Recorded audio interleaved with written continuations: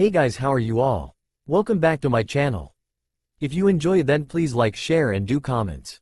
Kakashi looked down at the small boy lying on the floor. The boy was lying in a pool of his own blood, his breath coming in rattling gasps.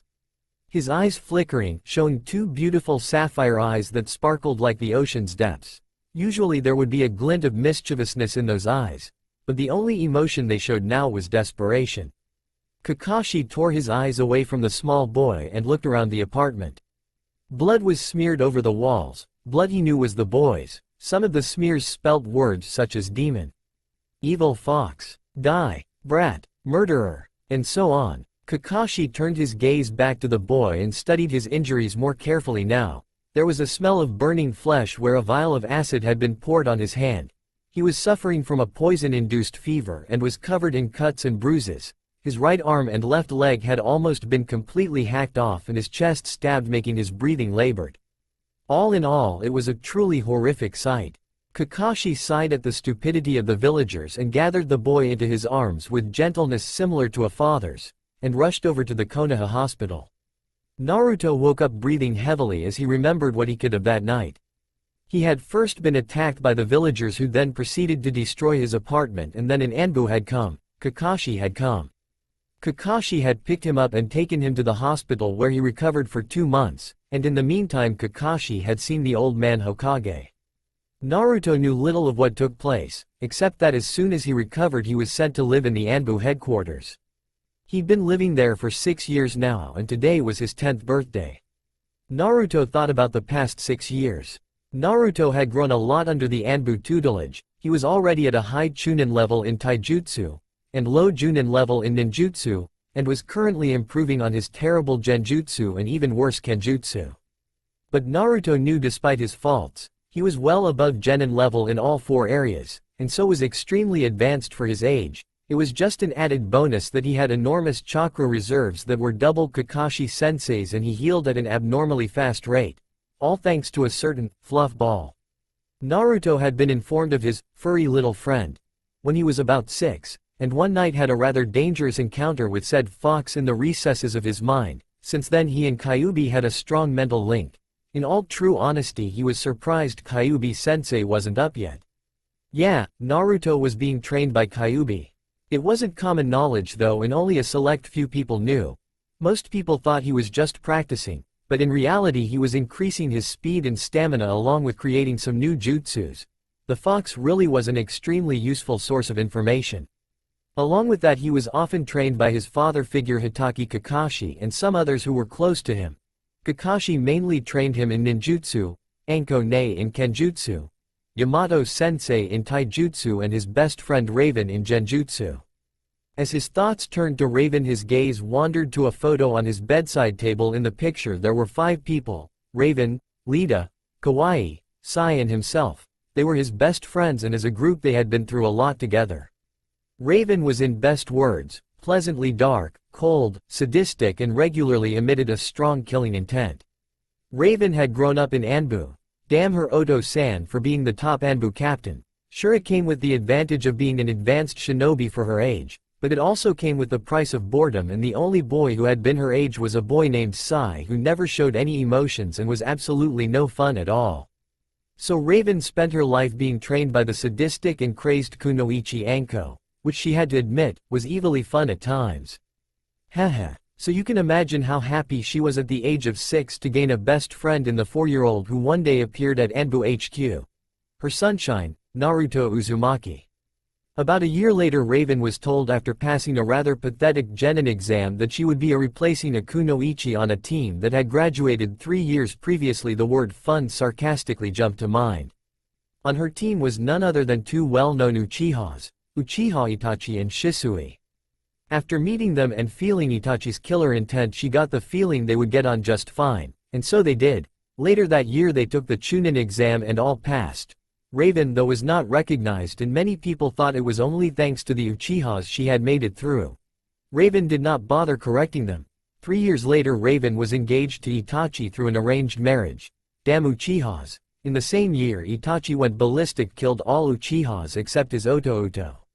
Raven was of course in the ANBU retrieval unit that went after him. The end result. Her teammates lay dead and Raven in a Mangekyo Sharingan-induced mental coma, which Naruto managed to pull her out of 2 months later. Lita was an earth nymph, and had been found to her horror by Orochimaru and had grown up with the Sound Five, who in her time were the Sound Six. But as you should know, serpents aren't welcome in the Garden of Eden, and so Lita, being the good little nymph she was, ran away and found protection in the form of Konoha's ANBU. She and another girl, Ichigo-san, had been replacements for Raven's team, which had earlier that year disbanded, or so she was told. Kawaii Ichigo originated from the Hidden Mist village. Her Oto-san was the fucking Mizukage. She had been on the Hidden Mist Hunter squad along with her best friend Haku, who had one day betrayed them to join a S-rank missing nen called Zabuza Momochi. Stupid fucking boys. Hurt by the betrayal and immensely pissed off from the misdirected ridicule that her father Edeniki had aimed for her, she also ran away and joined Konoha ANBU. Little is known about Sai. He was orphaned as a child and was brought into Root, an independent subdivision of the ANBU, which trained him to have no emotions whatsoever. Sai at some point in time met an older member of Root who took a liking to Sai's drawing ability, and Sai came to think of him as a brother within the organization. Eventually, his brother died of illness, and Sai was once again alone en route. Sai is a talented artist, and claims to have drawn thousands of pictures. Despite the magnitude of things he has drawn, he has never given one of his works a name, his lack of emotion making it impossible for him to give something a title. His drawing abilities are also the source of his jutsu, and by drawing things with a brush on his scroll he is able to bring his drawings to life. In doing so, Sai is able to create birds that he can use for flight, creatures that he can use for attack, and clones of himself to be used for reconnaissance. But Sai soon found a relief to his loneliness in the form of a blonde boy and 3 girls. Naruto looked at the picture and thought of his friends. Yep, they were a strange bunch, alright. Not long after forming their friendship, they had started to train together and had unwittingly formed a team. Raven was the tracker of the team.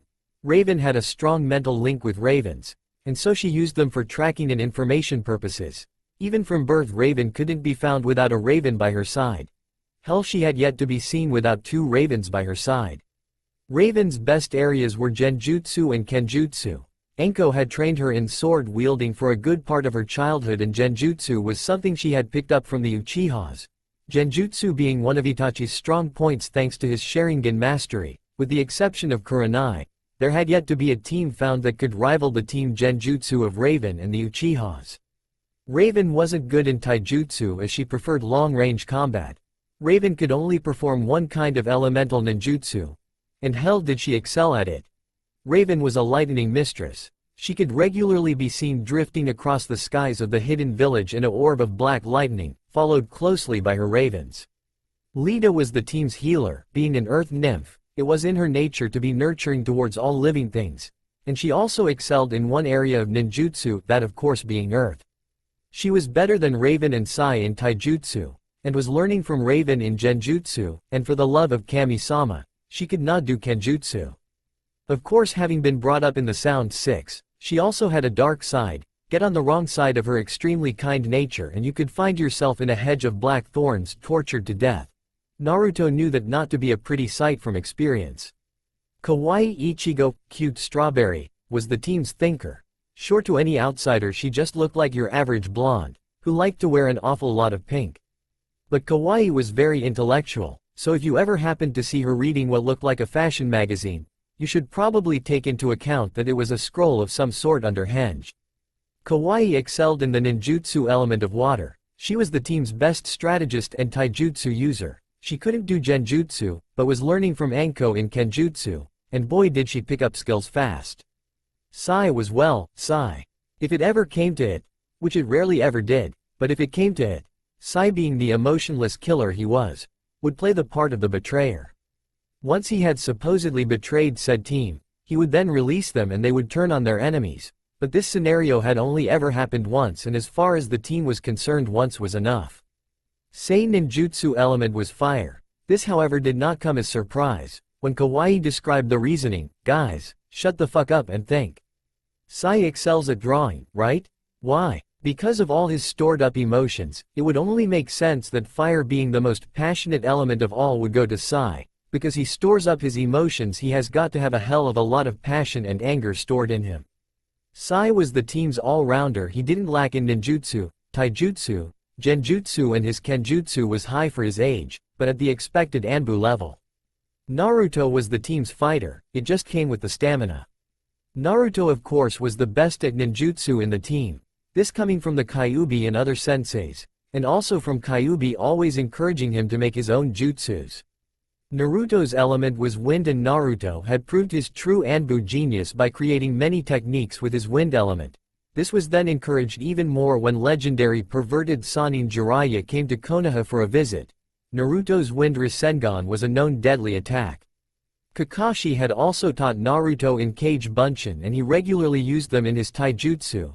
His kenjutsu was only slightly better than Lita's, and his genjutsu was rapidly improving thanks to Raven. Realizing that they all had different talents and elements, they had formed a team. It was the strongest in ANBU as well as the youngest, one 10-year-old blonde boy, two 11-year-old girls, and two 12-year-olds who had grown up in ANBU.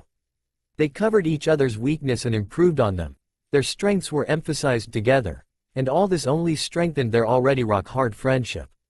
As a team they were known as the ANBU Elements. It was crappy sounding first, but then the old man Hokage had surprised them by giving them a scroll which had previously belonged to the Yondaime, who was famous for his seals. The team knew about the Kyuubi. In the scroll they had the element seal, along with other element jutsus. So when the ANBU element team had been sent on its first mission, their opponent learnt the hard way not to mess. Simply put, he got his ass kicked element style.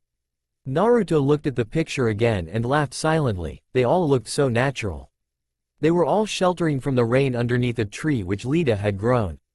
Up in the branches sat a girl, with raven hair that came down to her hips, with what would usually be her bangs and fringe tied in a bun, which was held with a raven feather, while the rest was loose except for one of her bangs which refused to stay put, and framed her face beautifully. Her skin was lightly tanned, and her eyes were gazing somewhere into the distance. Her eyes were a dark shade of purple. Matching her eyes was her outfit. She wore a black dress that draped on the arms and ended in a black feathery tutu, and on top a dark purple bodice with black lace. The girl was surrounded by ravens, one perched on her shoulder, and she looked in deep thought. Raven, leaning against the tree trunk at a side angle, was a very tanned girl, with wavy brunette hair which came to the small of her back. It was tied in a half ponytail. She had brilliant green eyes, which even in the photo you could see they flashed like emeralds. She also wore a light green dress, which on her lithe figure looked graceful and flowy. She seemed to be on full alert, with a small smile on her rosy lips. Lita sat on one of the roots, was a blonde with wavy hair that ended at her shoulders. It was kept out of her eyes with a small Alice band. Her eyes were a rare color and were a bright and vibrant pink. She also had a peachy complexion. She wore fingerless pink silk gloves which ended at the elbow, a white dress and pink leggings. She looked very similar to Barbie. But despite her image, she was engrossed in a rather thick novel with a lip gloss covered lips in a pout and her brow furrowed in concentration. Kawaii stood just in the cover of the tree, and sweating were two boys in a spar. One had raven locks which ended at his jawline. He had dark eyes and a pale complexion, though he was clearly out of breath. His face showed no emotion. The boy was wearing normal ANBU gear except on a much smaller scale. Strapped to his back was a long black katana, which it seemed he was starting to unsheathe for the spar. Sai, the other boy, was a blonde with messy hair, which seemed out of control. He had sparkling blue eyes which clearly showed his excitement and joy at the spar. The boy was wearing eye-gouging orange shorts and a black t-shirt. He looked a bit like Halloween. The boy was standing in a taijutsu fighting stance, heavily breathing and prepared for his opponent's next attack. Me, the wind element of ANBU elements, number 1 ninja of Konoha and one-day Hokage. Dat Bayo, aren't you getting a bit ahead of yourself there, kid? Hokages are wise, and you're a impulsive gaki, said a voice suddenly in Naruto's head. I was wondering when you would wake up, Kyuubi. Do you know what day it is today? Halloween? Arg, no, what made you say that? 2 facts, kid. 1. You dress like it's Halloween. 2, it's October. Baka, it's my birthday. 10th of October, my birthday. Today I'm 10, you uncaring baka of a fox. Oh, you mean I've been stuck in here for 10 years already? Dang, why you selfish fox. It's always about you. Never mind, I'm double digits. Oh, don't tell me you're gonna sulk. Damn right I am. Naruto finished blocking out Kyuubi. And with that final note, the blonde-haired ninja got up and dressed.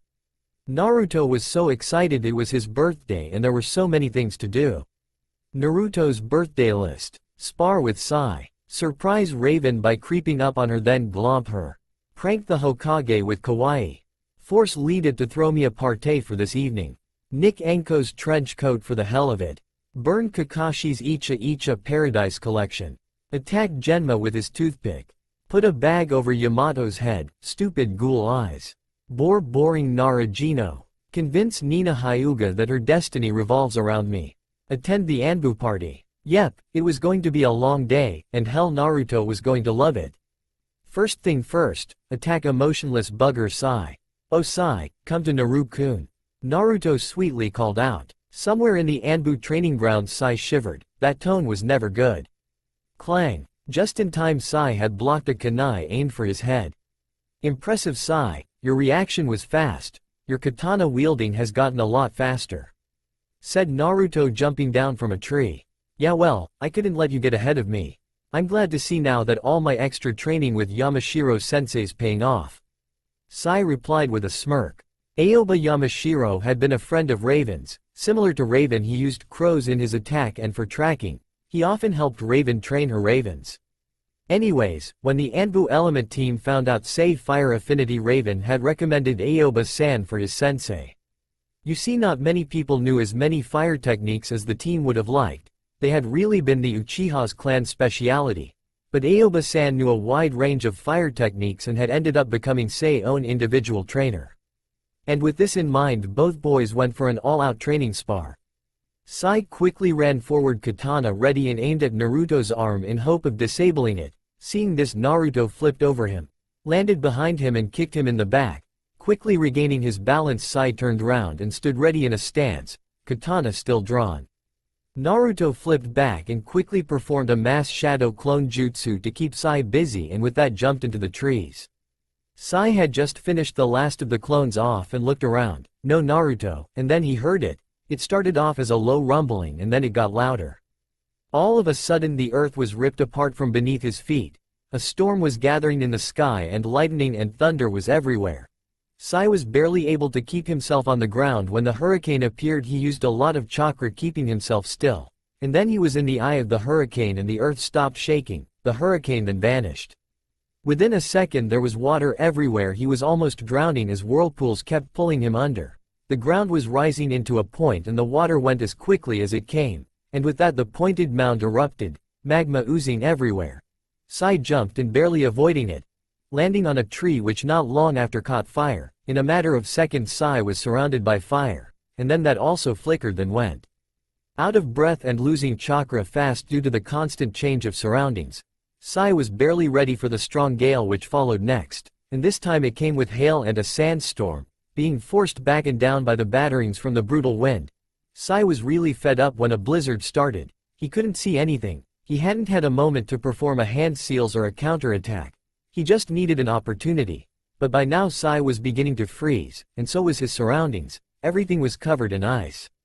Sai looked down at his feet, they also were freezing, and the ice was slowly creeping up his legs. In a moment he'd be immobile. He needed to do something, and quick.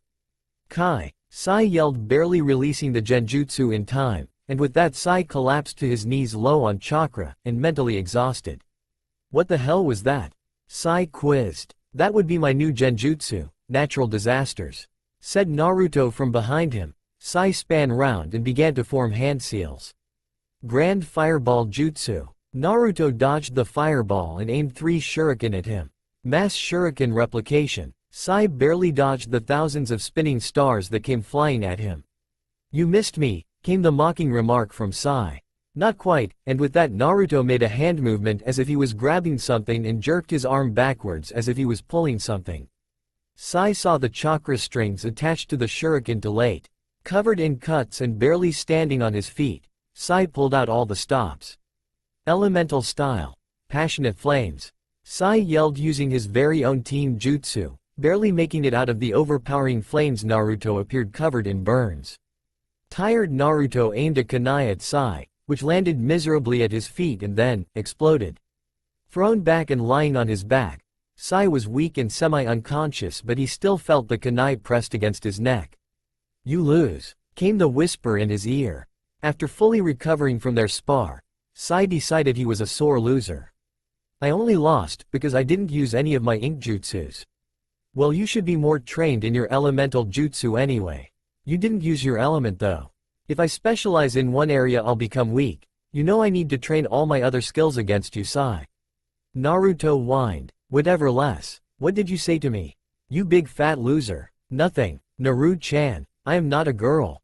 Naruto screamed. "Well, you sound like one.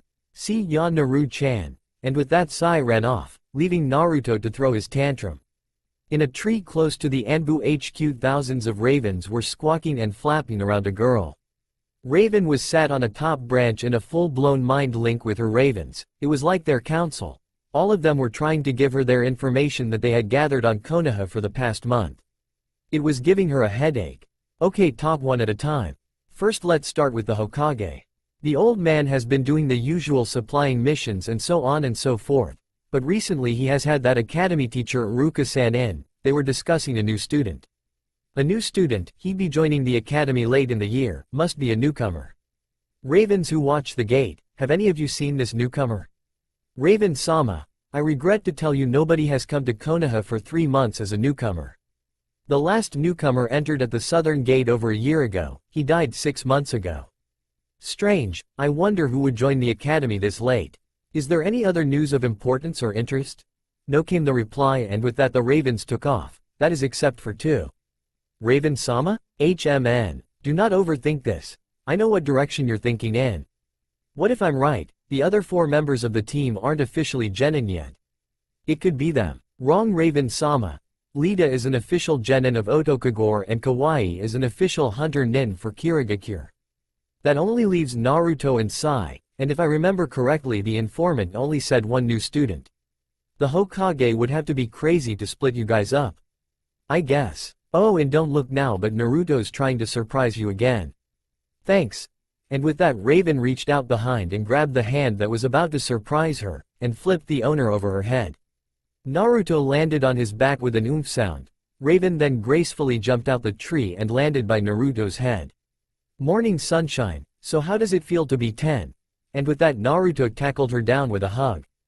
"Oh, you remembered, Ray, and Naruto's nickname for Raven, it's pronounced Rai, which is like a play on words, because Rai in Japanese means lightning, and Raven is a lightning mistress. You're the best mate in the entire world." "What do you mean I remembered? Of course I did. You haven't shut up about it for the past week." "Well, Sai never said nothin'."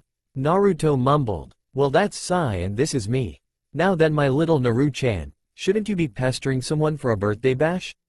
And oh, before I forget, if you pull any pranks today they cannot be major ones, okay? Do you hear me, Naruto? It's been a decade since the Kyuubi attacked. Now I know this is delicate for you, Naru-chan, and it's not your fault your birthday is on the same day, but some people are in mourning and I'm sure Kyuubi agrees with me on this one, but you need to show a little bit of respect. Naru-chan? I am so limiting your time with Sai. What? You kept calling me Naru-chan. And I am not a girl. Yeah, well, it's cute in size, right? It suits you. Now then, what does Kyuubi say? I don't know. Then ask him. I would, but I'm not talking to him right now. Raven sighed. Why not? Because he was being selfish. He didn't give a damn that it was my birthday. This day is about me too. 1. Naruto, you've got to stop being so sensitive. 2. As I said before, you have to be tolerant of others today. Most people are only thinking of the Kyuubi. 3. Today is about you, so go pester someone for a birthday bash. Okay. Oh, and before I forget, I used the new genjutsu you taught me on Sai. How'd it go? He lost. Take it badly? Yep, said Naruto with a grin. And with that, Raven laughed and Naruto set off for what was next on his agenda. Well, what? Any ideas? Raven said nothing major, right? Yep. Well, does that include hanging the honorable grandson from Hokage Mountain? Considering that's such a good idea, no, I don't think so. And that is how Konohamaru was found hanging off the third's nose. Kawaii and Naruto celebrated their grand prank at Ichiraku's for breakfast. Now, 2 things you should know is that, as written before, Kawaii is a genius, But like Naruto, she often uses her strategy skills in pranks. The other thing is that Naruto, when not at ANBU HQ, is a completely different person. Naruto never forgot what happened to him when he was 4. He never forgot the reason he was brought to ANBU HQ, the place he now considers home. Naruto doesn't trust the villagers and for a long time wouldn't leave ANBU HQ at all. So one day Kakashi gave him a gift. Kakashi and Naruto were very much like a father and son. So Kakashi had realized Naruto's wariness of the villagers. Kakashi's gift was none other than a black mask, exactly like his own. So whenever Naruto went out, he'd wear the mask as his protection. Naruto was always cold and untrustworthy of the villagers. LLIDA. Came the shout from the hyperactive blonde. Lida gave a sigh. Why me? Why is it always me who has to throw the party? Lida? Yes, Naruto. Can you throw me a party this evening? Why me? Why not any of the others? Because you're the most responsible. Raven's our leader, surely she's the most responsible. She'd make it all black, grim and miserable. Kawaii? I am not having my party pink. Sai? Does he even know how to throw a party? And anyway, everyone knows you're the best at throwing parties, Lida. Lida sighed. I guess so. Thanks Lida, you're my favorite nymph. Naruto declared. That would be because I'm the only nymph you know. With that, Naruto hugged Lida and ran out the room. The beautiful earth nymph was left with a small smile on her rosy lips. Naruto was whooping for joy. Who would have guessed his 2 favorite senseis would be such easy targets? Anko had been in the shower when Naruto had crept in, and there on the back of the door was the infamous trench coat. Naruto had quickly unhooked it and ran out the room. Next were Kakashi's books. When Naruto had entered Kakashi's room, he hadn't expected him to be out and have left his books behind, but it just made the job so much easier. The poor perverted books never stood a chance against Naruto's fireball jutsu, which he had forced Sai to teach to him. And just before he left, Naruto had to add the final touch by leaving Anko's coat in the pervert's room. Anko was furious and screaming in frustration. Where was her coat? Kakashi was distraught and in mourning. His poor beloved books. Gone. And then he spotted it, the coat. Anko. Yes, it had to be Anko. She always had a thing against perverts. Grabbing the coat, Kakashi stormed out his room, only to walk straight into his suspect. My coat. Anko shrieked. You fucking pervert. Anko yelled, grabbing the coat and putting on quickly. Oh, so you admit you have a thing against perverts? Well, I don't see anything wrong with a bit of indecency here and there. Kakashi unwisely yelled back. By now Anko was steaming and so continued to beat Kakashi senseless, to the complete entertainment of the ANBU Element team and Naruto, who was rolling around on the floor crying tears of laughter. Genma was tired. He had just come back from a week-long mission and hadn't slept for 5 days. But his rest was not to be, for at that moment a blonde blur rushed at him, yanked his Sebon needle out of his mouth and proceeded to give him the 1,000 years of pain move accompanied with the Senbon needle. Genma was going to be limping for quite a while, he decided. Naruto found Yamato sleeping, like taking candy from a baby. You're so immature. Hey, I'm not talking to you. See what I mean? Would you shut up for a second? I need to concentrate so I can put this bag over his head already. Does the bag have holes? No, why? Because he'll suffocate otherwise. Oh, Baka, and before you return the insult, just remember, I just stopped you committing a murder. Naruto never did put the bag over Yamato's head thanks to Kyuubi's observation. So have you been enjoying the little show of pranks? Yes, actually I have. I was wondering how these 10 years had gone past so quickly, but after those pranks I realized I could never got bored in your mind. Gino. What? Nothing. A sigh. So troublesome. Gino. What? Nothing. A sigh. So troublesome. Gino. What? Nothing. A sigh. So troublesome. How much more do you think he can take? Try another 3 times. I still don't get this plan. If I was Gino I'd get pissed off, not bored. Trust me, and anyway it's been all you for the past couple of pranks, my turn. And you call me immature, childish fox.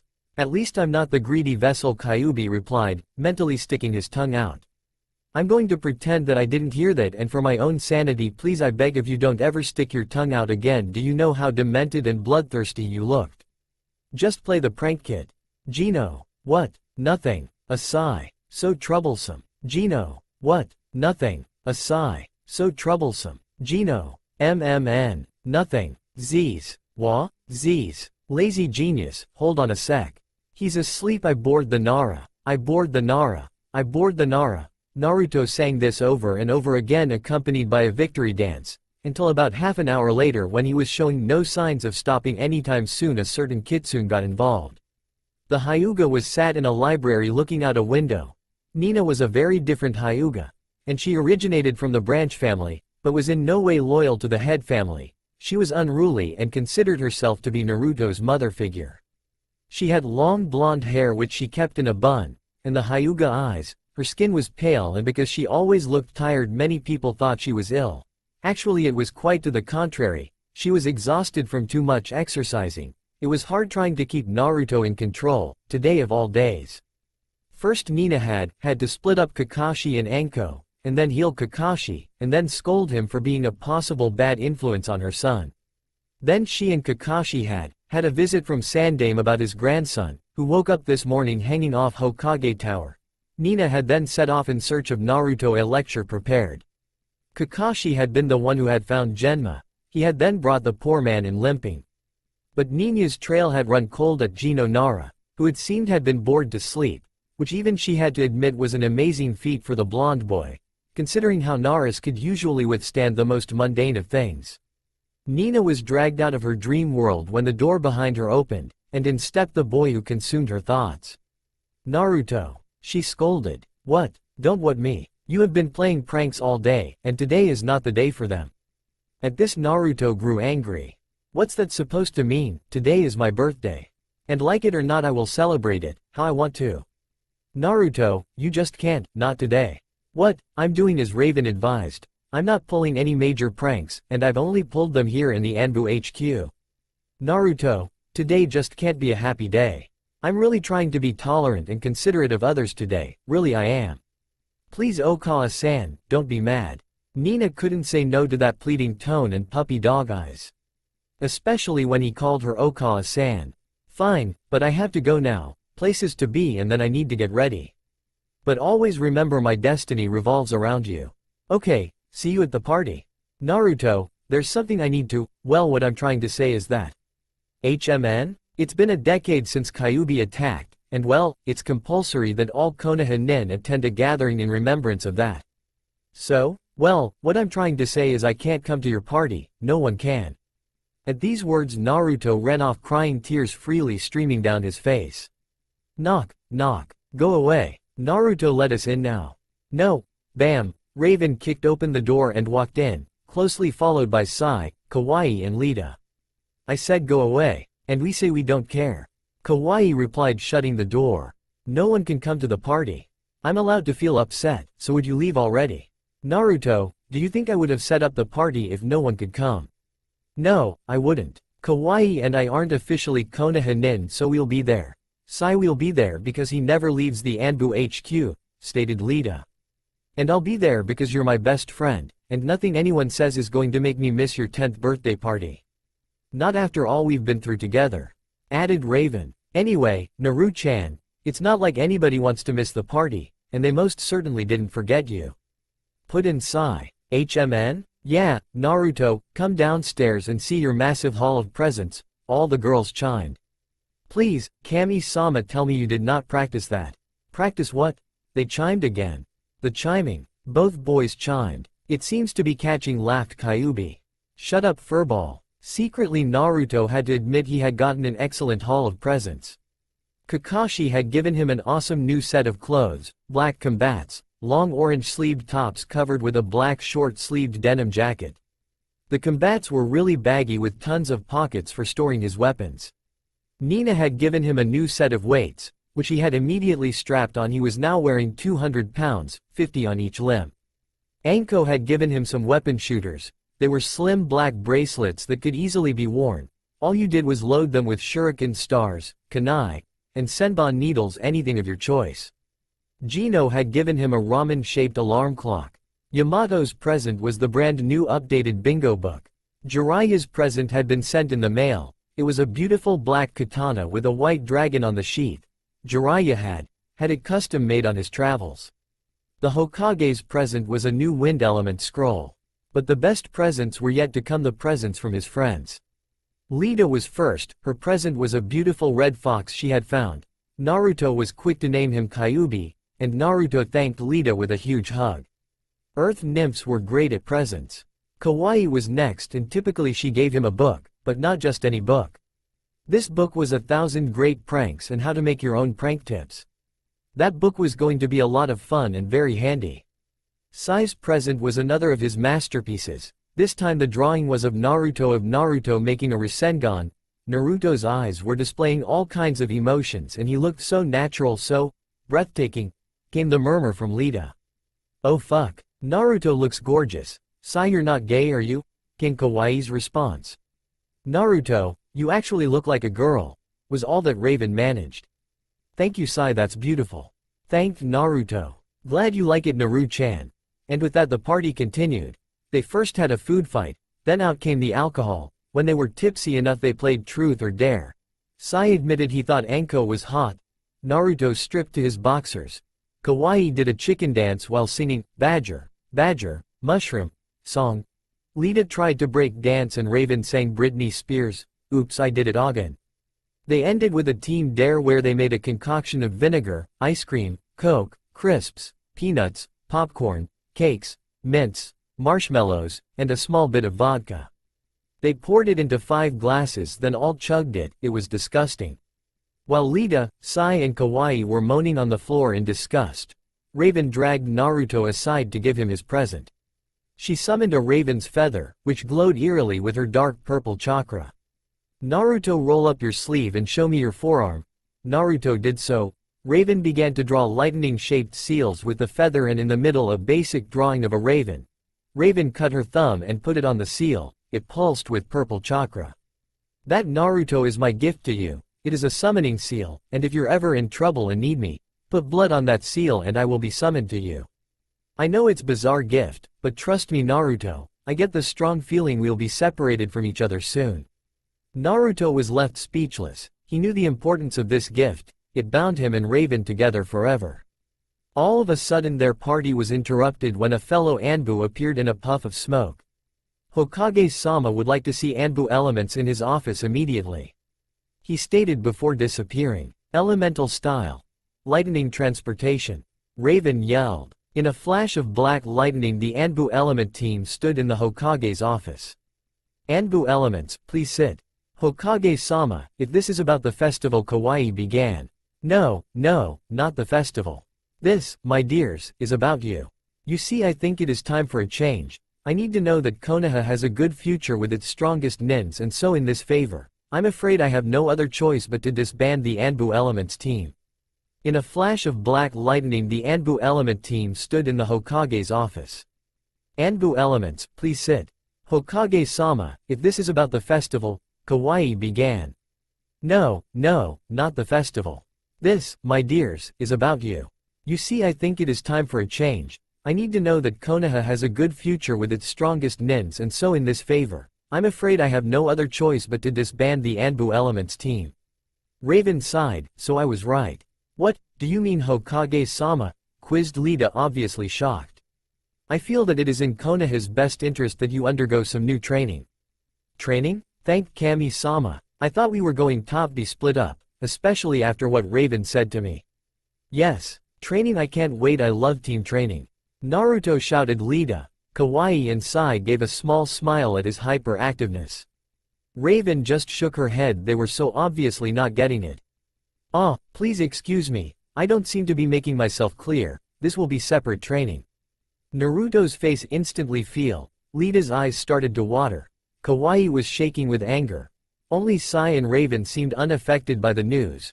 Sai from being emotionless. But the Hokage was wary of Raven, he was pretty sure she wasn't just going to let this go. Hokage-sama, please, continue. Now the Hokage was really surprised, she seemed to be perfectly calm. Well, as of next week, Naruto will be enrolling in the Ninja Academy. A week after Kawaii, Lita and Raven will go on a team training mission, they will be gone for 2 years. Sai will of course stay in Konoha and ANBU HQ. But will be leaving Konoha on more long-term missions with his new sensei Yamato. Then he felt strong killer intent. Here came Raven's reaction. Maybe he should have thought this through more clearly before facing the sadistic girl. The others though were just sat there in shock. So what you're trying to say is you're going to unfairly split us up, you're going to keep 3 of us together, but leave the other 2 alone. One stays in familiar surroundings, the other is ditched into a completely new world with new people. Somehow I found that not fair. So as team leader, I will decline your offer as I personally do not find it in my team's interest, Raven stated with all the venom and killer intent she could manage without castrating him where he stood. It was not an offer, Raven, it was an order. The Hokage calmly replied, but that was it. Kawaii had reached the end of her tether. How fucking dare you? How about our best interest? Not the village's. Ours. Everything you cages do for your village's sake results in some poor kid taking the punishment. It was in Konoha's interest. Raven was on the team with the Uchihas. She ended up in a mental fucking coma for Kami-sama's sake. It was in Konoha's interest. Kyuubi was sealed in Naruto, and ever since he has been treated as an outcast and has been under assassination attempts too many times to count. It was in Konoha's best interest that Sai joined Root, now he's emotionless and can't communicate socially. My father the fucking Mizukage decided it was in Kirigakuru's best interest that I became a hunter nin with Haku. He ran away, I was almost killed by missing nin Zabuza Momochi, and I too ran away. Orochimaru decided that it was in his future village, best interest, that they kidnapped an earth nymph. Now Lita's forest lies in ruins and she can't return home. She was also forced to be a slave to the snake Sanin who just happens to be your student, and that has traumatized her. Do you not see a pattern appearing? We will not suffer again, for a village's best interest. Kawaii just stood there and let the tears fall down her cheeks, showing her emotions fully, but she couldn't care less at the moment. I hate this so much. I hate the way the cages make these decisions and control our lives. My father and Aniki caused me nothing but pain. I will not suffer like that again, and I will die defending my friends from that pain. Against his will, the Hokage had to admit, Kawaii had made some extremely valid points, but that was to be expected from her.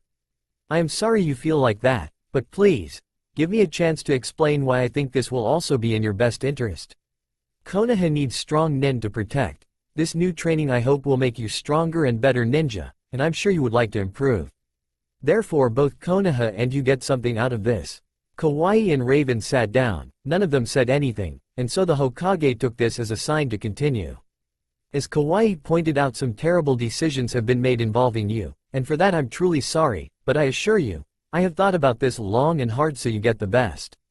Naruto will unfortunately be sent to the academy alone. I would send you with him, but unlike Naruto, you 4 are all official ninjas.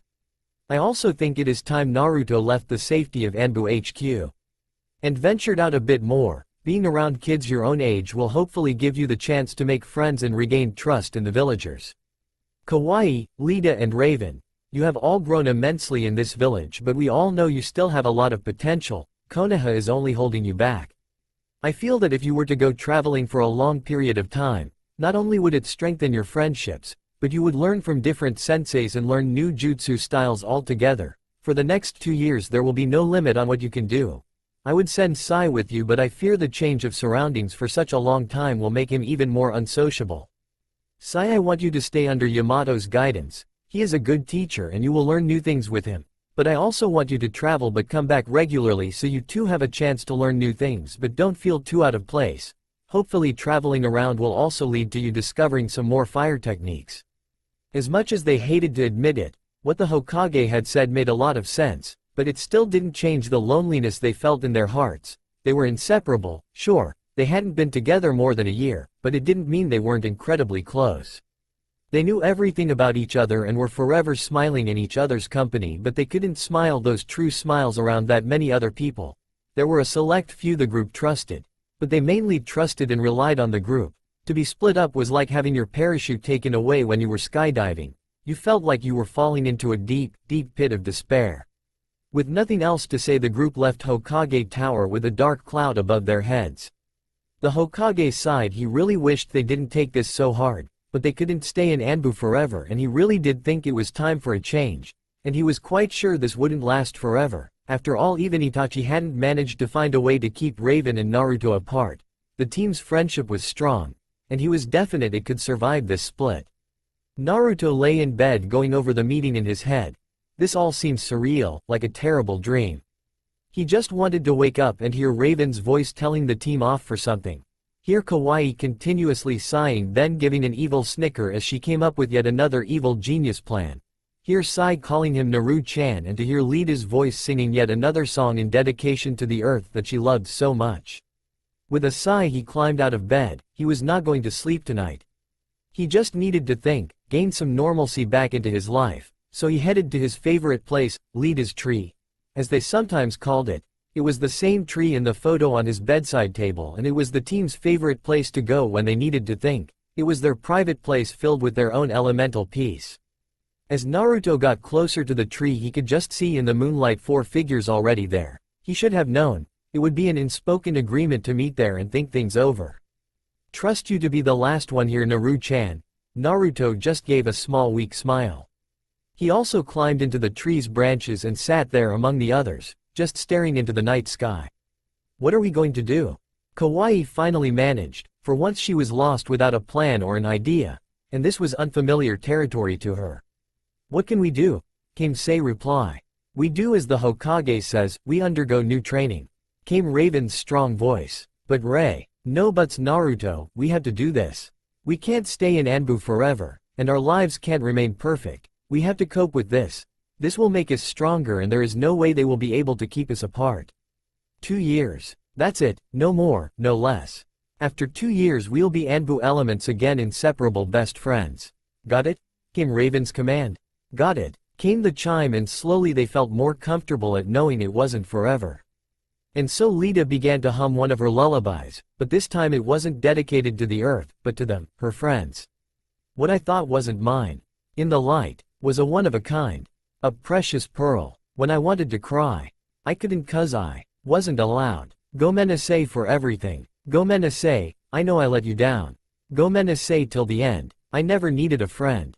Like I do now. What I thought wasn't all. So innocent. Was a delicate doll. Of porcelain. When I wanted to call you. And ask you for help. I stopped myself. Gomenasai for everything. Gomenasai, I know I let you down. Gomenasai till the end. I never needed a friend. Like I do now. What I thought was a dream. A mirage. Was as real as it seemed. A privilege. When I wanted to tell you. I made a mistake. I walked away. Gomenasai, for everything. Gomenasai, gomenasai, gomenasai. I never needed a friend. Like I do now. Gomenasai, I let you down.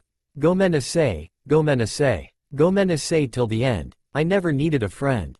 Like I do now. And with that the group slowly began to fall into a peaceful slumber in each other's company. Nina didn't understand it. She had missed something out, and she knew it. She had promised to take Naruto out of ramen, but he had turned her down, and what was even more surprising was he wasn't training at all. None of the ANBU elements were. They just seemed to be spending non-stop time in each other's company. She had heard from a fellow ANBU member that during Naruto's party there had been a summoning from Hokage-sama. Since then the team had been together. She couldn't get near Naruto because he would just go off with the team. There was only one thing left to do. She would go to the Hokage and find out what was responsible for her son's strange behavior. She walked into the ANBU HQ main lounge to get Kakashi when a aforementioned cage appeared in a puff of smoke. Ah, hello Nina. Hokage-sama, I was just on my way to see you. Yes, I expected that. Would you be as kind as to gather all of the ANBU together with the exception of ANBU elements? I think you have the right to know the current predicament. Hi, Hokage-sama. Within 10 minutes all 35 members of ANBU stood or were sitting in the main lounge. Seeing that all were gathered, the Hokage stood up to tell them the news. Ahem, now as I'm sure you have all gathered, there have been some strange occurrences amongst the ANBU elements team.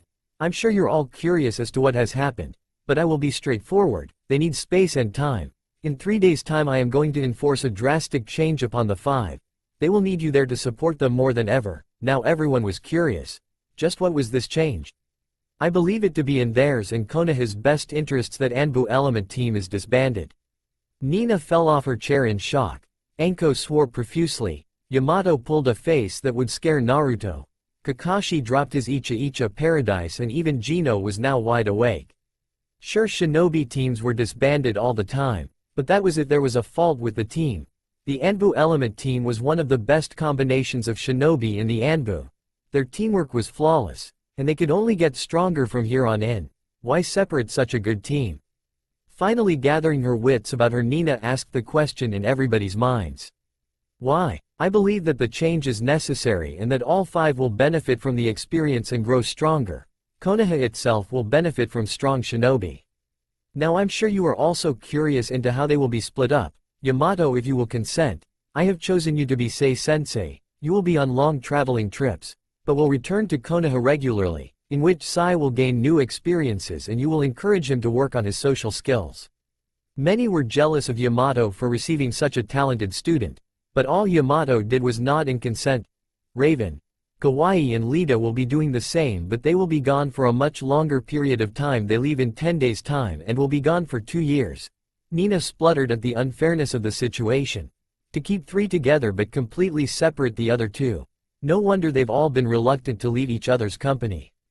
Naruto though will be staying in Konoha but will actually be within the village, and attending the academy. At this Kakashi stood up, blatantly furious. Hokage-sama, you can't be serious. We took him away from that for a reason. Many others nodded their heads in agreement with Kakashi's outburst. Kakashi, please, calm yourself. The boy, as you all know, is Yondaimi's legacy, but instead is treated with disrespect. As much as I hate to return him to the villagers' incapable hands, I think Naruto has to make some new friends and learn to love the village he fights so hard to protect.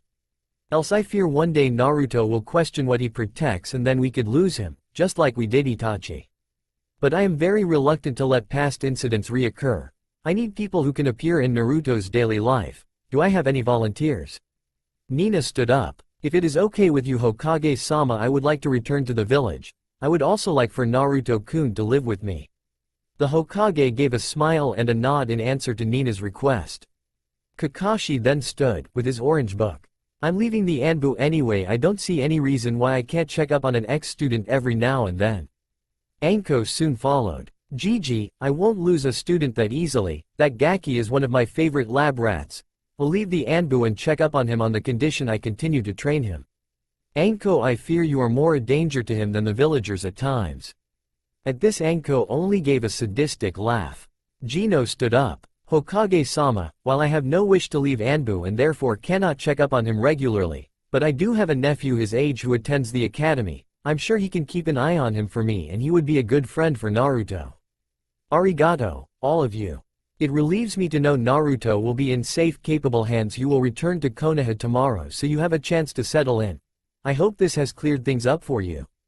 And on that note I must leave, Yane. And the Hokage disappeared in a puff of smoke. Naruto looked at his new home. It was a small bungalow on the outskirts of Konoha. It was a traditional Japanese house, from the design, to the gardens and to the training grounds outside. Naruto was extremely grateful to the old man for providing him with his own personal training grounds. Naruto was to start in the academy the day after tomorrow, and he was not looking forward to it one bit.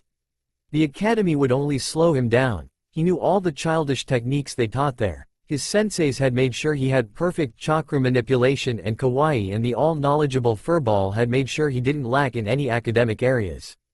He really didn't understand why he had to go to the academy with a bunch of snot-nosed Gakis.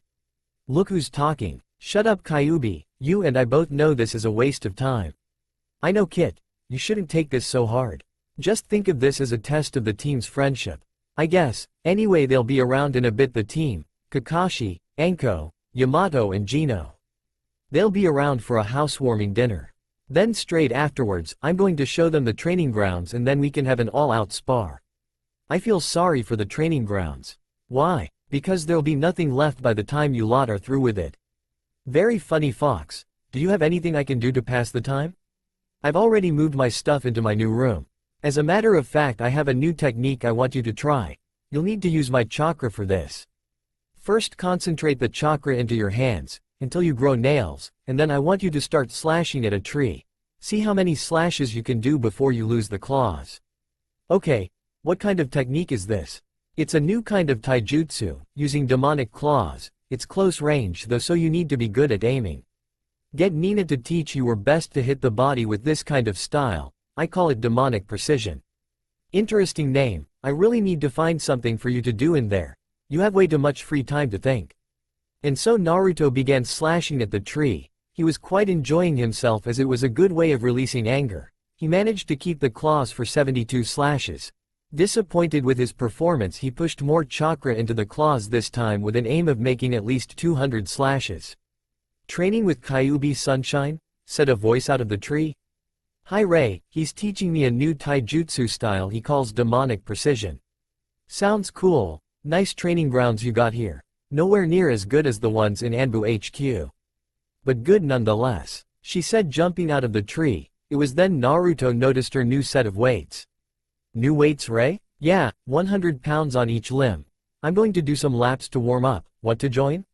You can go back to slashing later, and then the team can join." "Sounds like an awesome idea, but let's make this a bit more competitive, a little race. Loser buys the winner ramen for dinner tomorrow night." "Fine with me, just as long as you know, you have no chance of beating my lightning speed." Naruto stretched out his aching limbs. He had been up all night sparring and training. Ray had of course won the race. Even with her new weights she was still incredibly fast, and he shuddered at the thought of her speed without them. They had then gone inside for dinner. Surprisingly, Kakashi was on time, so the meal passed without any incident. The team had then followed Naruto out into the training grounds after another warm-up race which Ray yet again won. They started an all-out spar, while the older ninjas just stood by watching. Raven and Sai had been quick to take out Lita from behind, with Sai first encircling her with fire so she had no way to escape, and then Raven blasting her with lightning blast from above. Kawaii and Sai had then gone into a close combat battle, Kawaii overpowering him with her strong taijutsu and kenjutsu. Raven had used the opportunity to hide in the trees to avoid Naruto and Kawaii ganging up on her. Naruto was rapidly using up chakra. Knowing he could not out-strategize Kawaii, he had aimed to overpower her. Then just as she put her guards down, Raven caught Kawaii in her powerful Raven Feather Genjutsu, quickly knocking Kawaii out of the fight. Naruto had then decided to put Kyuubi's new taijutsu style to the test, knowing Raven lacked most in close-range combat. Seeing the technique he was going to use, Raven quickly began to enforce her kenjutsu training with Anko. Raven quickly performed hand seals for a jutsu Kakashi had taught her, and she had then adapted, Black Chidori Sword. The black lightning was shaped like a sword but made out of chakra. It could be used as a normal sword or it could be used as a medium for precision lightning blasts. Naruto was quickly beaten through his lack of experience in his new technique and also the fact that every time his claws had contacted with Raven's sword he had received a massive electric shock. Raven had once again proved why she was their leader. Naruto was in a really bad mood. Today was his first day at the academy and Nina expected him to be happy. When he came down looking ultimately depressed, she had first put it down to nerves, but when she tried to cheer him up and he just glared at her, she had realized his bad mood was due to anger and annoyance. Nina had then continued to give him a long lecture on how he needed to give the academy a chance, and that if his mind was one tack only he wouldn't get anywhere in life. And on she went. By the end of the lecture Naruto was tempted to whack his head against the table repeatedly. She had most definitely picked up on the Hyuga gene of always knowing best. Naruto put on the clothes Kakashi had bought him for his birthday. They looked good on him. And then at the last moment he put on his mask. Just because they were kids and he would be going to school with them didn't mean he had to trust them, right? Naruto hurried out the door. He was supposed to meet Gino, who would then take him to the Nara household to meet his nephew. Naruto would walk with the boy and the boy's friends on the way to and from school. It just sounded like another annoyance. If he was with them he would be slowed down. HW wouldn't be able to get home quickly and meet the others. Naruto only had to turn the corner before he saw Gino. Gino gave a sigh when he saw Naruto. "Naruto, why are you wearing your mask?" "Simple, no one ever said I had to trust them." This was going to be very troublesome indeed, the Nara decided.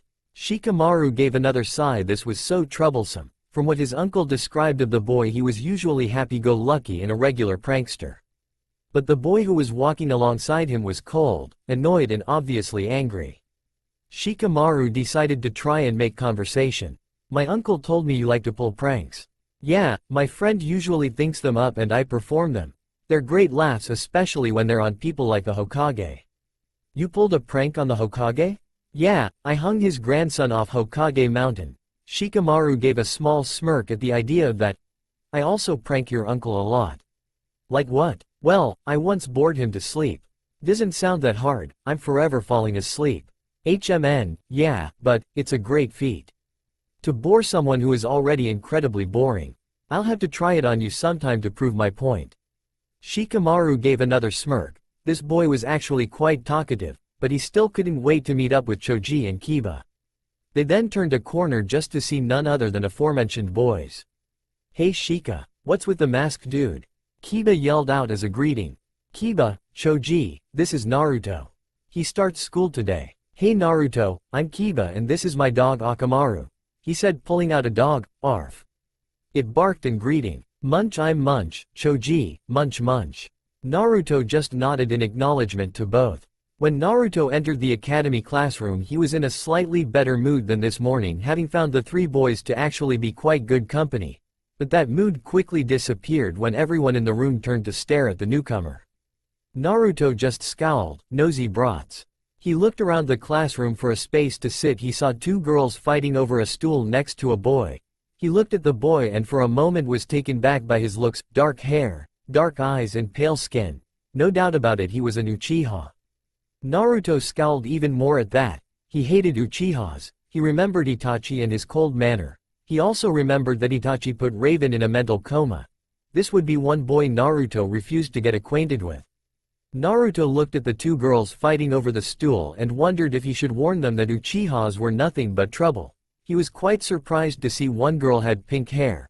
Kawaii would absolutely adore her, if she managed to stop herself cutting it off to use as a wig. Naruto silently chuckled at his friend's evil genius. Naruto instead chose a chair next to boy with a high-collared trench coat and sunglasses. From his clothes choice Naruto deduced he was an Aburame. The class immediately began to settle down when a teacher came in. Ohio class, today we have a new student called Naruto Uzumaki. Everyone in the class turned round to face Naruto. Naruto sighed and mumbled a slight hi, but loud enough so everyone could hear him. When they did not turn away Naruto took a leaf out of Raven and Enko's book and glared at them all, slowly seeping out strong killer intent. Everyone including the sensei shuddered at the boy's actions. Iruka though managed a weak, "Hi, Naruto, I'm Iruka. I will be your sensei." He quickly turned away from the boy and began the class. "Okay, let's see if you all studied your homework. Now then, who can tell me what chakra is?" Naruto sighed. This was going to be a long day. Naruto's eyebrow for the third time today was twitching. First it had been from the irritating bickering of two girls over the Uchiha. Then girls had tried asking him out. Then Kiba, being an idiot, had asked what was under Naruto's mask. Now the girls were squealing with excitement about what was under his mask. Naruto was about to lose it, and what's more, he wasn't even sure if his eyebrow would ever stop twitching. Bang! He'd lost it. With all the killing intent he could muster, Naruto let out his warning with a slight hiss.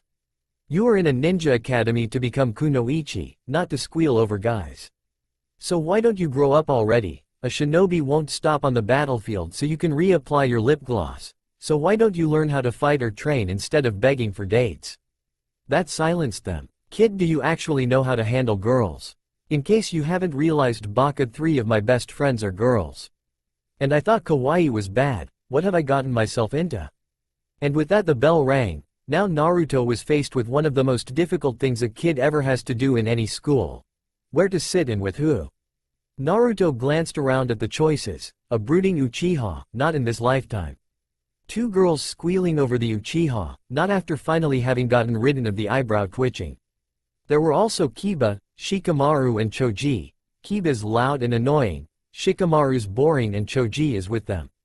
A girl who was looking over at him and was blushing and trying not to faint. "Oh dear Kami, please tell me I don't have fangirls, that's just too much to take."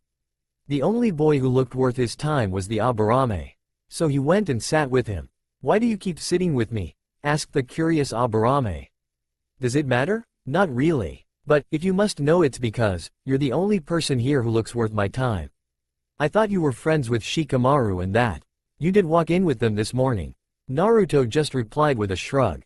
"I don't believe it. Shikamaru, look, that kid your uncle asked you to try and befriend is totally ignoring us. Just who does he think he is?" Kiba ranted when he saw Naruto sit with Shino. So troublesome.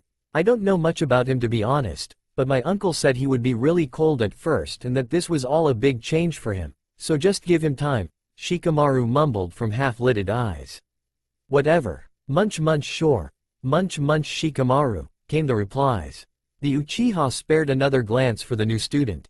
That kid's interesting, he actually seems to want to be a ninja, and from what I can tell he has potential. He will never be as good as me of course, but he could become an ally to gaining strength. I don't usually spare the time for this, but I'm sure I'm more interesting than Shino. And from the way he handled the girls earlier he could help me out, though Ino seems to have taken a liking to him.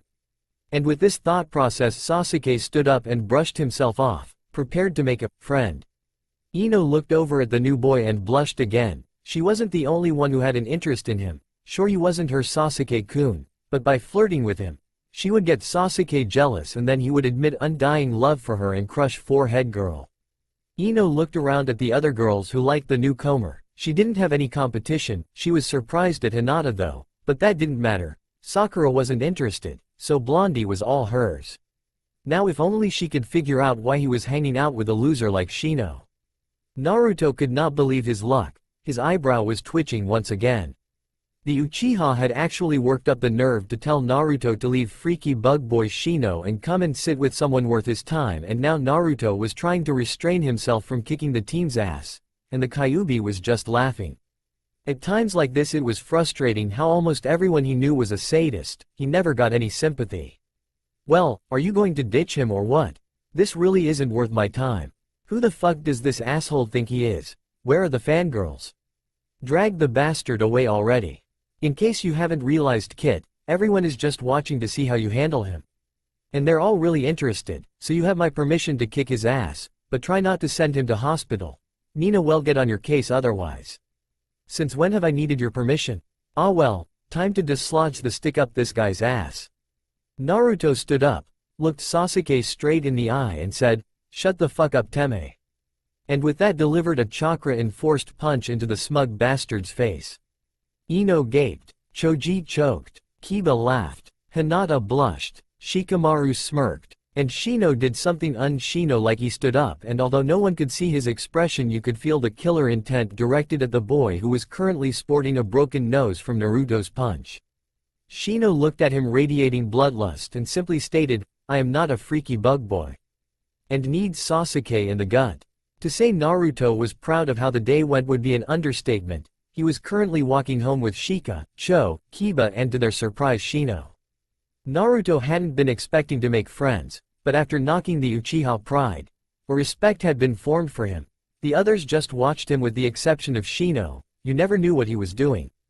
Their thought process was just utter praise for the blonde. He'd walked and scared their sensei, gained a fan club, scared the fan club, got the longest sentence out of Shino in the history of the academy, beat up the Uchiha and had unwittingly formed a new group of friends. When Naruto turned the corner with not just his nephew but 3 other boys, Gino was in utter shock, but what was more was the obvious respect they held for Naruto. They all seemed to be in awe of him. Naruto finally Naziized his presence and looked up. A quick fleeting doubt passed through the boy's features, he then pouted. "Gino, what are you doing here?" Naruto asked. "Yeah uncle, I'd like to know too," his nephew stated, standing next to Naruto. Gino sighed. It seemed Naruto had made extremely loyal friends who all respected him. Worst thing was he would bet anything Naruto didn't give a damn about them in return. He had to speak to the blonde quick, and if that didn't work he'd ask the other volunteers, and as his last resort, Raven. "Sorry guys, but I need to talk to Naruto, he's late for a family gathering as well." And with that the boys separated, leaving Naruto with the elder Nara. Gino sighed. Naruto could be so troublesome. "They want to be your friends, Naru. I have friends, and unlike those 4 wannabes my friends are strong," Naruto said with a dark scowl. Gino hit him round the head. "Itai, nani? Don't what me Naruto, just because they weren't raised in ANBU doesn't mean they aren't skilled, they all have potential. Give them a chance, give the academy a chance. Please Naruto, give Konoha another chance." What would Raven say if she could see her, Sunshine, with this dark a scowl?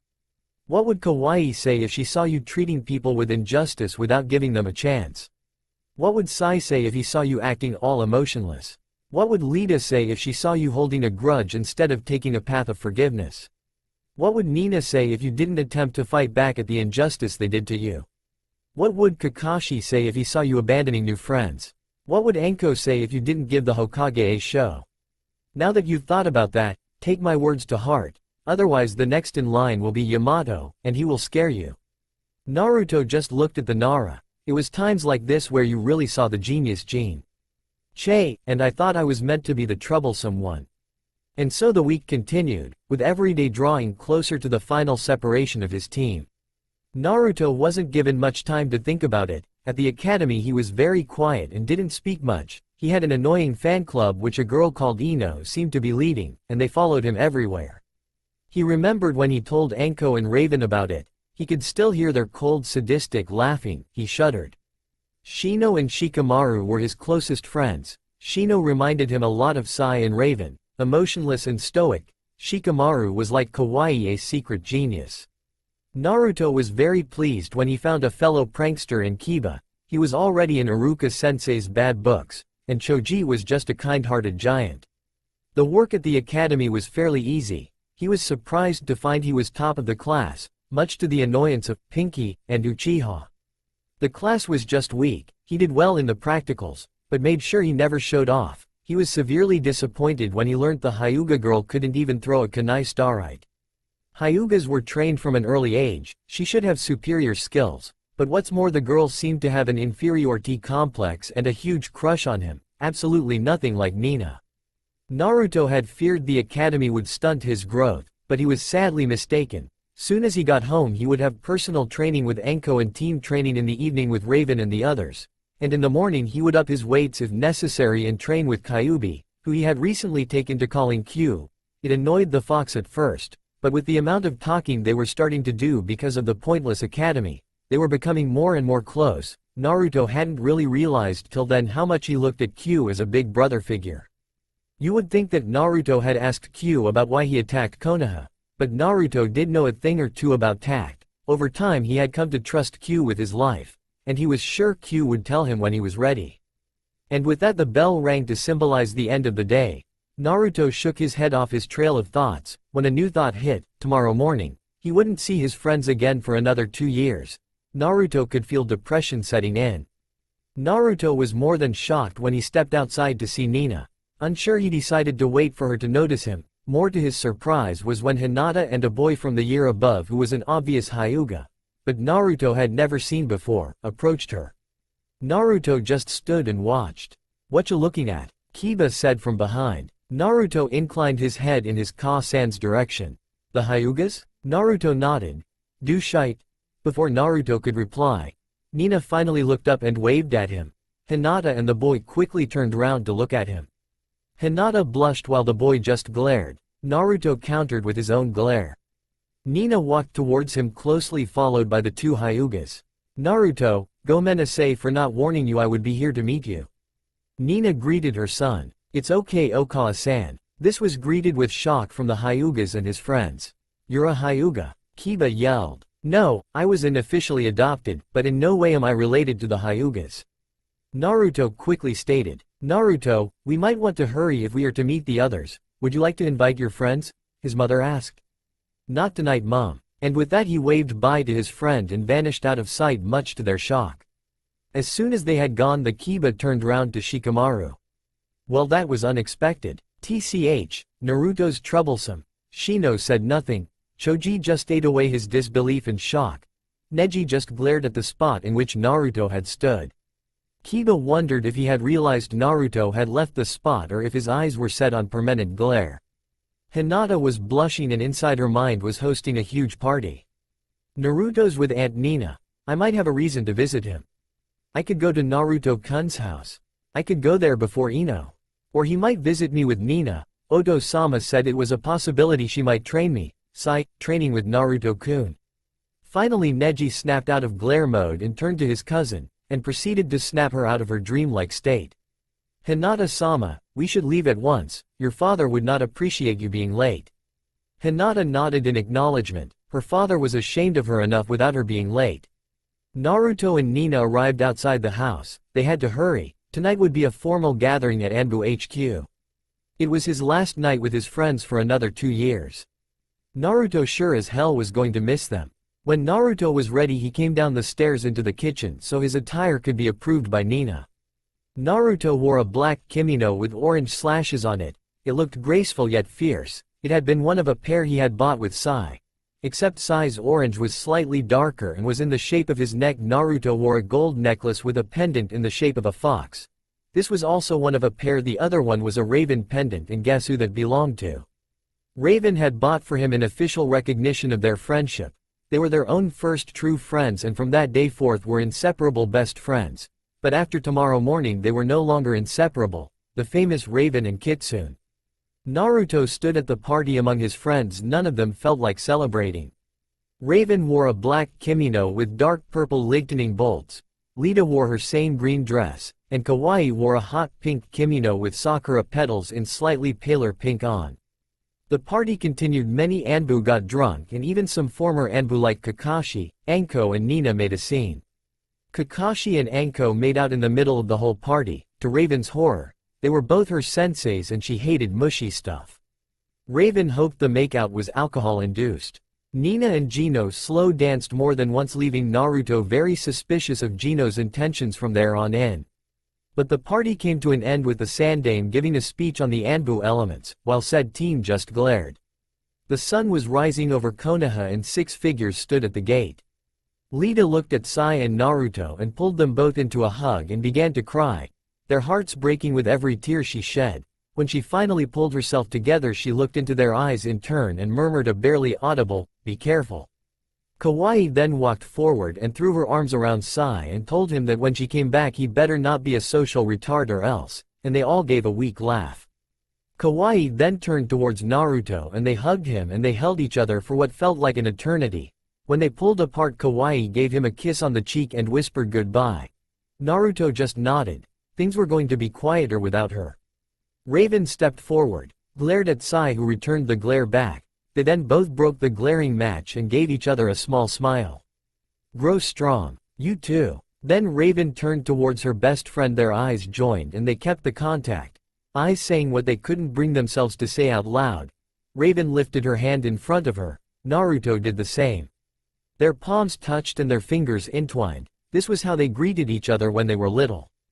"Goodbye my Kitsune. Goodbye my Raven." As the 3 girls turned to leave the village, the team could feel their hearts breaking. They were not going to see each other for another 2 years.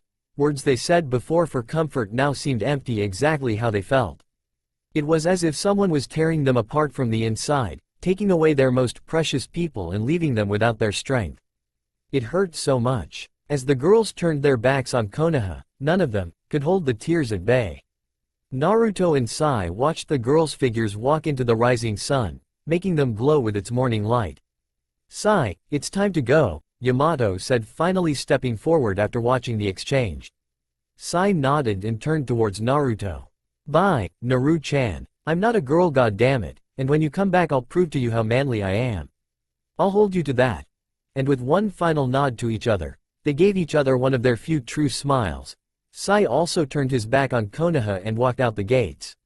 Naruto stood there alone, barely withholding the tears. His heart was being torn apart, and there was nothing he could do.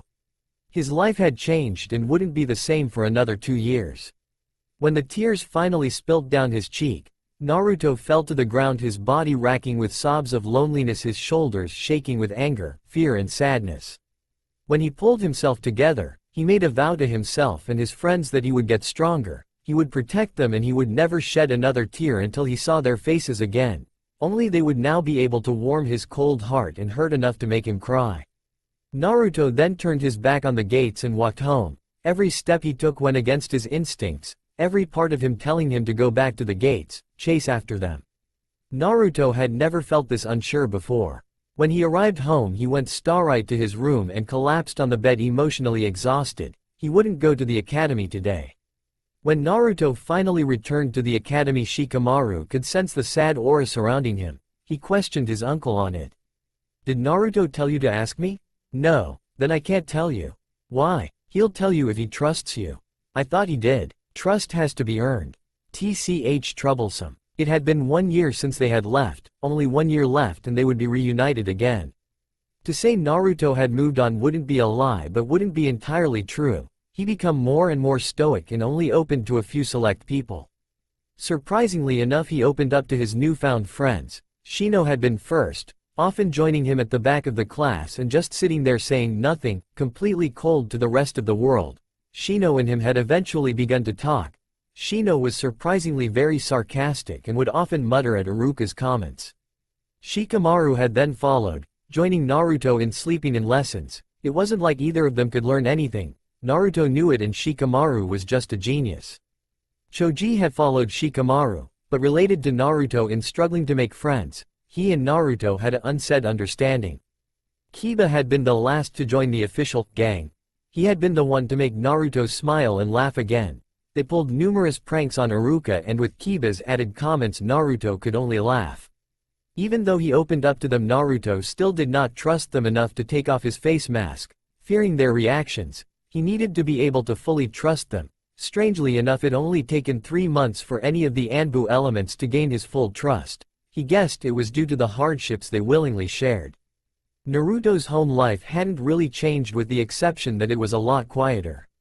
Naruto trained every night with Anko pushing himself to the edge. At first Anko had worried, but knowing his determination Anko challenged him in all the ways she could. Under her tutelage his taijutsu and kenjutsu improved rapidly. He also developed his demonic precision style under her guidance. It had become Kaiyu's job to train Naruto in ninjutsu. He was improving rapidly in these areas, throwing himself into his training. Much to his sensei's shock, being at the academy did have an unforeseen benefit.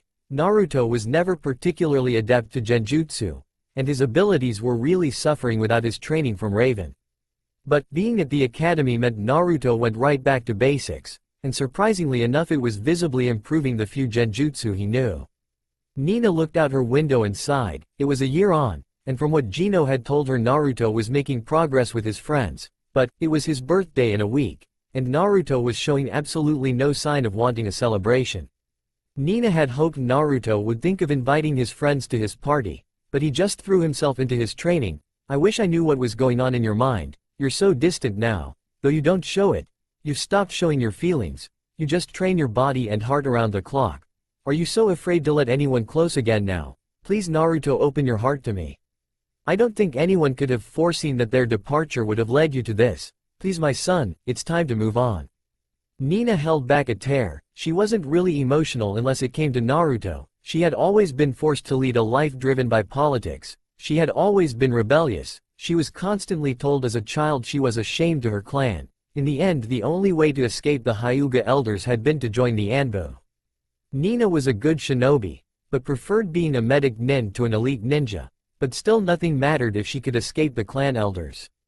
In a way she never did escape them. They still control her. Being a medic nin was considered weak, and so they had forced her to throw away her ideals so she could escape their controlling actions. The effect of her childhood caused Nina to grow up with a vast knowledge of a range of politics. She could debate anything, but only used that talent to rebel. The only emotions she would ever display was anger, and you only faced her fury in battle. But Naruto had broken into her heart, with his innocent smile. Seeing him surrounded in politics, she had taken it upon herself to protect that innocence. No one would hurt her son. He would not be forced to forget his ideals, if only he would move on.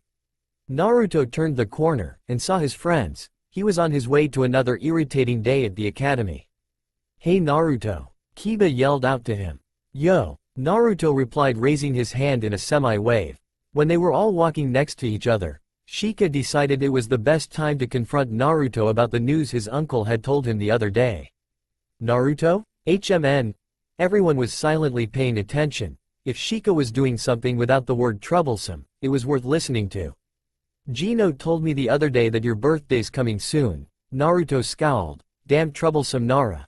And well, I was wondering, are you celebrating it? Because Gino said I was invited to the party, but you haven't said a word. Naruto's scowl just got deeper and darker. Oh, he was forced into a corner now. Forcing a smile, Naruto turned to his friends. Yeah, you guys are invited. Must have slipped my mind. Haha, I've just got a lot to think about. My birthday is also the anniversary of 2 other events, neither particularly pleasant. Shika gave a sigh of relief and they all nodded. Munch munch munch, when is it? Munch Naruto? Choji managed, spraying food on Shino. 10th of October. Naruto replied with a small laugh as Shino rubbed his glasses free of crumbs. The day of the Kyuubi attack, was that one of the anniversaries you spoke of? Kiba asked. Naruto nodded. Weird, not a cheerful day is it? Naruto shook his head. Naruto said there was another event, that wasn't particularly pleasant, wonder what that is, troublesome. Naruto stormed into his house. Ka-san. He yelled. Nina poked her head round the door. Naruto's eyes narrowed. What's this party I hear about? Nina gave him a shifty look. Naruto sighed and slumped down against the wall. I don't have a choice now, do I? Nina shook her head. Would you say something already? He yelled at her in frustration. Nina just gave a schoolgirl giggle in return and flounced off. Everyone I know enjoys either manipulating me, seeing me in some sort of pain or angry. I live with way too many sadistic people. And to top it all off, Kyuubi just laughed at his vessel's predicament. Training with Anko that night gave a new meaning to pain. He had to learn how to punch through a tree. That was only 3 inches in front of him, but what was worse, it wasn't allowed to be chakra enforced. This was meant to be a last resort for when he was low on chakra. By the end of the night his knuckles were bleeding heavily and there were bruises all over his shins. He had successfully managed to kick and punch clean through a log. He felt quite accomplished, but Anko just ruined it by informing him tomorrow he would be doing the same, except this time with a rock. To finish Anko's night of excruciating torture, Naruto learned how to aim with the weapon shooters he had got for his birthday. Anko set up an extremely complicated training course, with targets that needed an exact hit. When Naruto climbed into bed that night his body hurt from all the twists and turns. He was very glad Q would be able to heal the damage for tomorrow. As Naruto got ready to leave the house the next morning he spotted a very interesting pile of something on the table. The something seemed to be a pile of orange and black cards. Curiosity getting the better of the little kitsune, he read the cards and grimaced party invitations. Greattt. Just what I need. Q just laughed at Naruto's sarcasm. Ka-san? Hi, what are these? Invitations. Naruto scowled. I know that, but why this many? I want a big party. Naruto scowled again. Ka-san, would you let me make my own decisions? I'm only inviting Kiba, Shikamaru, Shino and Choji, and the rest of my ANBU family. I want Hinata and Neji to come. Naruto grimaced at Nina's demanding tone. But I don't know them. Naruto yelled, clearly fed up with his forceful mom. But I do, they're nice kids and anyway I'm positive more will end up coming. Naruto just replied with an icy glare which Nina returned with a stuck-up Hyuga glare. Losing the glaring match Naruto retreated and stormed out the house accompanied with loud door slamming. Nina just gave a small smile. Naruto was coming back. Just the fact that he was throwing a tantrum meant he was warming to his life now. Naruto arrived to school later than usual. Thanks to his tantrum, he took his place at the back and handed his friends an invitation. Shino raised an eyebrow and Naruto just scowled. All of a sudden, he was glomped by Ino. Naruto-kun. Naruto grimaced at her shriek. Ooh, what are those? Naruto tensed. No. Kami-sama, no. Don't let her see them. But it was too late. Invitations. Oh, you're having a party. Am I invited? Well, of course I'm invited. Arigato Naruto-kun. Ino screeched into his ear in obvious pleasure. Kami-sama. What do you have against me? Hi, Ino-san. You're invited, but shush. Keep it a secret, we don't want someone like Haruno-san coming now, do we? Choji whispered to Ino. Naruto gave him a silent thank you. He had just been saved from the horror of a public announcement of his party. Grimacing, Naruto stood up. He had to now go give an invitation to Hinata. Hinata-san? He called to her. Naruto-kun? Hinata stammered with a full blush. My Ka-san wanted me to invite you and Neji-san to my party. Here are the invites. Naruto replied, nervous about being around someone who obviously had a crush on him. Aareg got to, Naruto-kun. Naruto was really beginning to wonder how the hell she was a Hyuga. Just then Iruka walked in. Naruto sighed, another day of pointless nothing. Today was a very special day. It had been the day of 3 events, a birthday, the Kyuubi attack, and the disbanding of ANBU elements. Naruto decided that they should just dedicate this day to him already. With a sigh Naruto got ready. He should be expecting his guests anytime soon. He had specifically asked for no presents. It would just bring back too many memories. His friends and family had accepted his wish. But now the real battle came. A whole day with Ino. What's worse was Anko would be there. He really feared what she would tell Ino to do. Naruto walked down the stairs to find his mother making a cake. While attempting to, there was a ring at the door, so Naruto went to answer it. At the door was none other than Choji, Shikamaru, Ino and Jino. Naruto smiled at them and led them into the kitchen, where they were met with the sight of Nina burning a glove. Sighing, Jino went to help the troublesome woman. Another ring at the doorbell, leaving the hilarious sight of his mother. Naruto went to answer the door. On the doorstep was a blushing Hinata and a glaring Neji. Returning Neji's glare, Naruto reluctantly let them in. Soon everyone was gathered with the exception of a rather late Kakashi. There was Ino, Choji, Shikamaru, Shino, Kiba, Hinata, Neji, Jino, Anko, Genma, and Iruka. Everyone introduced themselves, and by some twist of fate, the kitchen remained in one piece and Nina surfaced with a cake, though everyone was too scared to try it. Deciding to save his friends and guests who had not met Anko before, Naruto invited them out to see his training grounds. As they stepped out onto the grounds, there was a joint murmur of, "Wow. And only you train here, Naruto-kun?" Naruto nodded to Ino, who was currently latched onto his arm. The discussion continued with the academy students trying to drag out as much information about Naruto's home life as possible, but their mindsets were just that bit more interesting. Hinata's mindset. "I can't believe it. I'm in Naruto-kun's house. Would Ino stop hugging his arm? It's obvious her doesn't like her, but Naruto doesn't really like much. I'll have to find out what he likes in a girl." Damn, Ino asked first. He likes girls who can fight. I'll have to train harder if I want Naruto to notice me. Kaya. Ino's mindset. Naruto is so hot. He's hotter than Sasuke. He fights better than Sasuke and he's cooler than Sasuke. And he notices me more than Sasuke.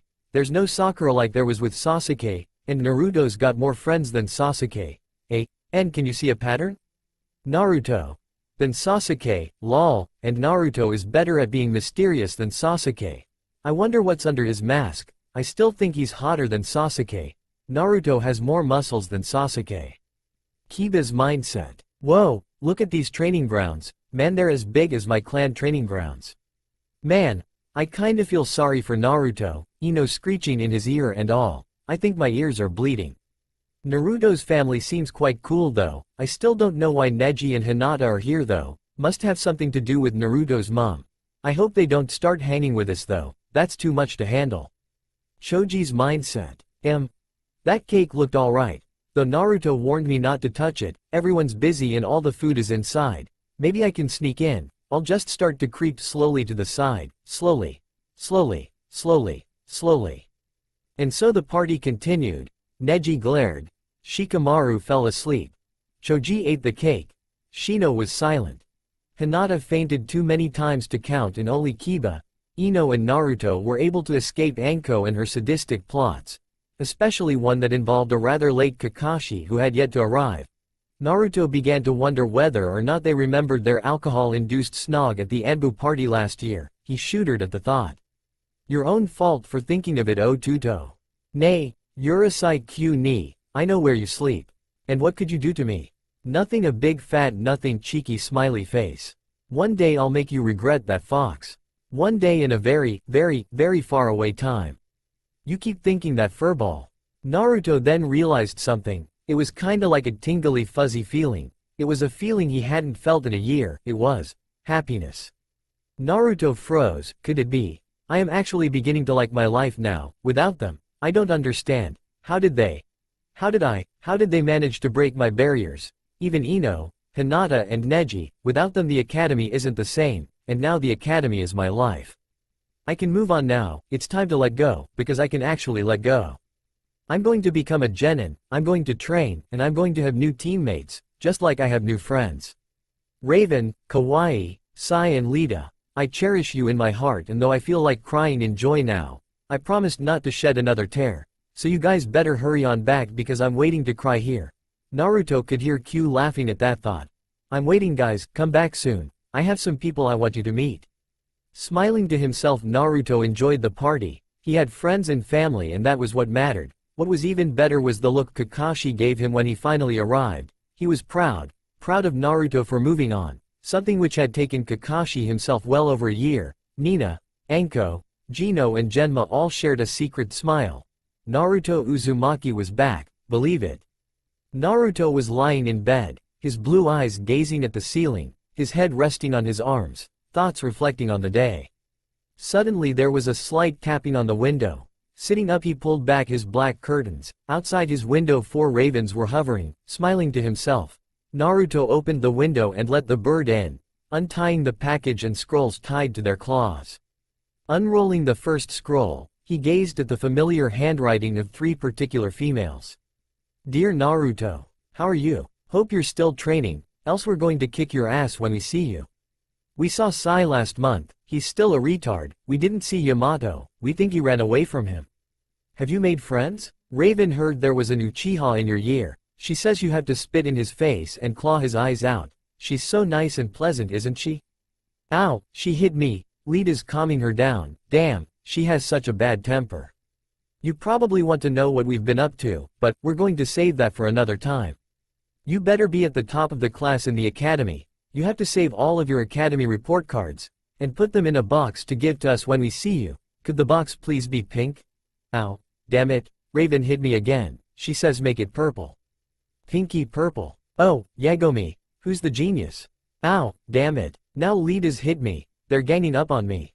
Keep working hard, and we hope you like your present. We bought it when we were with Sai. We've all got our own in our own colors. Well, we love ya forever. And happy 11th birthday. Kawaii Ichigo, Raven, and Lita. Naruto blushed. Damn, that was a lot of kisses. He started to unravel the second scroll, undoubtedly from Sai. Yo Naru-chan, how are you? I found this awesome library in the tea country the other day. There was tons of books on psychology and sociology. I'm going to be smarter than Kawaii on the subject. So much for being a social retard. I saw the girls the last month. We sparred, they've some great teamwork going on. I can't wait to get back and spar with you. You better have improved. I bet Anko's training you, and the academy's a real bore. Did you make any friends? I hope they weren't girls. Kawaii might get jealous, and if Raven's feeling sadistic she won't hold her back. The girls have got your present. I'm wearing my version of it now. I hope you're okay and all. I have to go now. I have to do my mission. Happy birthday. Sai. Laughing at Sai and his reliance on books, Naruto began to unwrap his present, which was wrapped in green, which meant Lita had wrapped it. Inside there was black box, a jewelry box. Naruto opened it. Inside was an orange choker with the black kanji, SP, for wind on it. Naruto smiled and put it on. Underneath the choker, there was a card. On the front was a picture of his friends holding their chokers and giving peace signs. He smiled. How much did they pay Raven to do that? On the other side of the card it said Happy Birthday Naruto. Smiling, Naruto put away the scrolls and lay back in bed. Things were looking up. Months later, graduation day. Naruto had just passed his Genin exam, and as the top rookie, of course the title was accompanied by glares from the Uchiha. A squealing Ino who was shrieking about how great her boyfriend was. Note to subconscious. When did I become her boyfriend? Oh yeah, I didn't. His friends were congratulating him, but Naruto wasn't paying any attention to that. He was remembering what his friends had told him about the top rookie and dead last. Flashback. Anyo. So someone graduates at the top of the class, and the person with the lowest mark gets the title of Dobi. 8-year-old Naruto asked his friends. Hi, Naru-kun, that's the way Konoha Academy works. Raven replies. It's a bit unfair, isn't it? Naruto questioned. He was after all about Morales. Hi, it's unfair. It's so-called recognition. Most of the time top rookie goes to some genius or prodigy, most likely from a prestigious clan. But remember, any Dobi can overcome the top rookie with hard work. It's one of the quirks of life. Just like being top rookie isn't necessarily a good thing. Raven answered. Nani? Sometimes the top rookie is so much of a genius they think too much and then become too accustomed with being the best that they get a superiority complex. Or sometimes they gain so much power that when they betray their village, no one is able to bring them back. Or even more, they crumble under the pressure of the title and the expectations that come with it. Did you get the top rookie title, Raven? Hi, what about you, Sai? Naruto quizzed. Never went to the academy, Naru-chan. Kawaii? No, I came second, to a boy named Haku. He was my best friend before he betrayed me in the Mist Village. So what Raven said is true. What about you, Lita? No, but I was considered the weakest on the Sound Six, so I guess I was a kind of doby. But they considered compassion and kindness a weakness. But just because I cared didn't mean I wasn't powerful, and just because I didn't flaunt my power every few seconds didn't mean I didn't have the ability to. In my eyes, there is no doby and top rookie. Those are meaningless titles. Everyone has strengths and weaknesses, but while power can aid you, it cannot guide you. Let your heart do that. Got it, Naruto? Lita said, smiling at him. End flashback. Naruto smiled. That was right. The title was completely utterly meaningless. Waving goodbye to his friends, he promised to see them tomorrow back at the academy. The teams would be decided. Naruto was sat down at the back. Shino and Shikamaru sat on either side of him. Kiba and Choji sat nearby. Iruka was just announcing their genin teams. A lot was riding on this, and they didn't know who would be with their friends. What was worse was they knew they couldn't all be together. In Team 7 will be Uchiha Sasuke, Shikamaru Nara and Hinata Hyuga. Kiba patted Shikamaru on the back, who just said troublesome. In Team 8 will be Shino Aburame, Sakura Haruno and Choji Akamichi. Sakura, who had been crying over not being with Sasuke, just began to cry harder at her misfortune. And in Team 10 will be Naruto Uzumaki, Naruto tensed who would be his teammates. Kiba Inuzuka, score. He got his friend. Naruto and Kiba jumped up with a cheer, and Ino Yamanaka. No. Naruto faintly heard Ino cheering through his horror. Something about true love. Kami hated Naruto. Fact. Naruto resorted to whacking his head against the table repeatedly. All the boys, even Sasuke, pitied the guy. He was stuck with his ultimate fangirl. It was a horror they were glad they would never suffer, but Naruto would, the poor guy. When you're all finished, you are dismissed for lunch, and afterwards you will be meeting your new Chunin senseis. I am proud of you for making it to Genin. Your life as a Konoha ninja starts now. Class dismissed. And with that, Naruto stood up. Thoughts wondering about who their sensei would be. Maybe Kakashi? Nah, he's been my sensei for too long, and also he has a bad habit of favoritism, wouldn't be fair to my teammates. Asuma? I'm not sure. I know he has a wind affinity, but that's about it. What do you think, Q? There's always that Genjutsu Mistress Raven was always going on about, but I think she's still a Chunin. Damn, she could have helped me with my worst area. What was her name again? Kurodai? No. Kirinai? No, that's not it either. Kurenai. That's the one. Kurenai, HMN. I think I heard something about her from Anko the other day. What was she being all sadistic about again? Chunin exams? No, they're not for another couple of months, but I think it might have been the Chunin exam. In that case, you're in luck, kid. You might have a decent sensei. Screw that. You might actually be able to learn something after this year of nothing. Yada. Alright, I hope I get her as my sensei. Oh Kami, no. Ino's coming over. What's the betting? She wants to have lunch with me. She'll come out with some corny line like, Anyo, Naruto-kun, since we're teammates and all. I thought we should eat together, to get to know each other more. Good imitation, though I'm not sure I was fond of the girly voice, so never use it again. Ino came over and, as Naruto predicted, asked him to eat lunch with her. Anyo, Naruto-kun, since we're teammates. At times like these, Naruto hated being right. Forcing a smile, Naruto replied to Ino's offer. Sure, Ino-san. Ino's face lit up. So let's go invite Kiba. He is on our team as well. Ino's face fell. She didn't think through her plan clearly enough. So Ino, Kiba and Naruto walked up to the academy roof to eat their lunch. Surprisingly enough, as a team they communicated a lot. Keyword communicated. This included shouting. Kiba and Ino had some very interesting opinions about the other.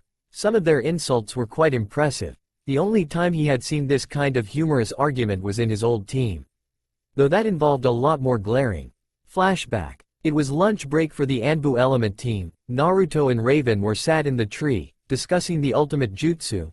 Kawaii and Lita were busy making flower statues, and Sai was behind Naruto, putting Operation Naru-chan into progress. Catching the poor blonde off guard, Sai pounced on him, knocking Naruto out of the tree. Naruto, dazed by the fall, was completely vulnerable to Sai plan.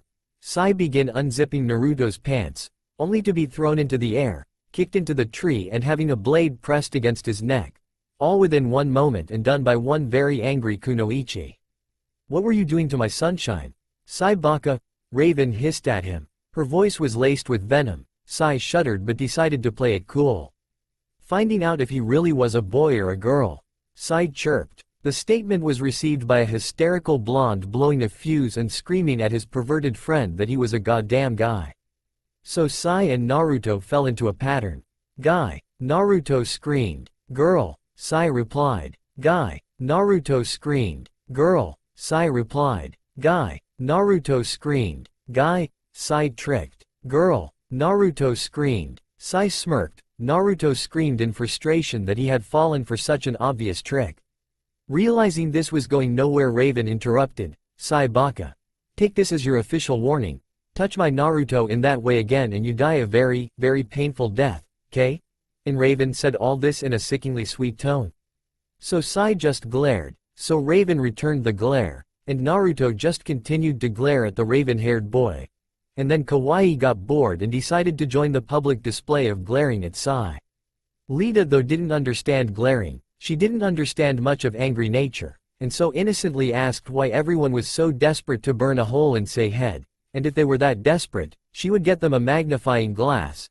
And if you direct sunlight by a magnifying glass it can burn holes. I learnt that in Toy Story.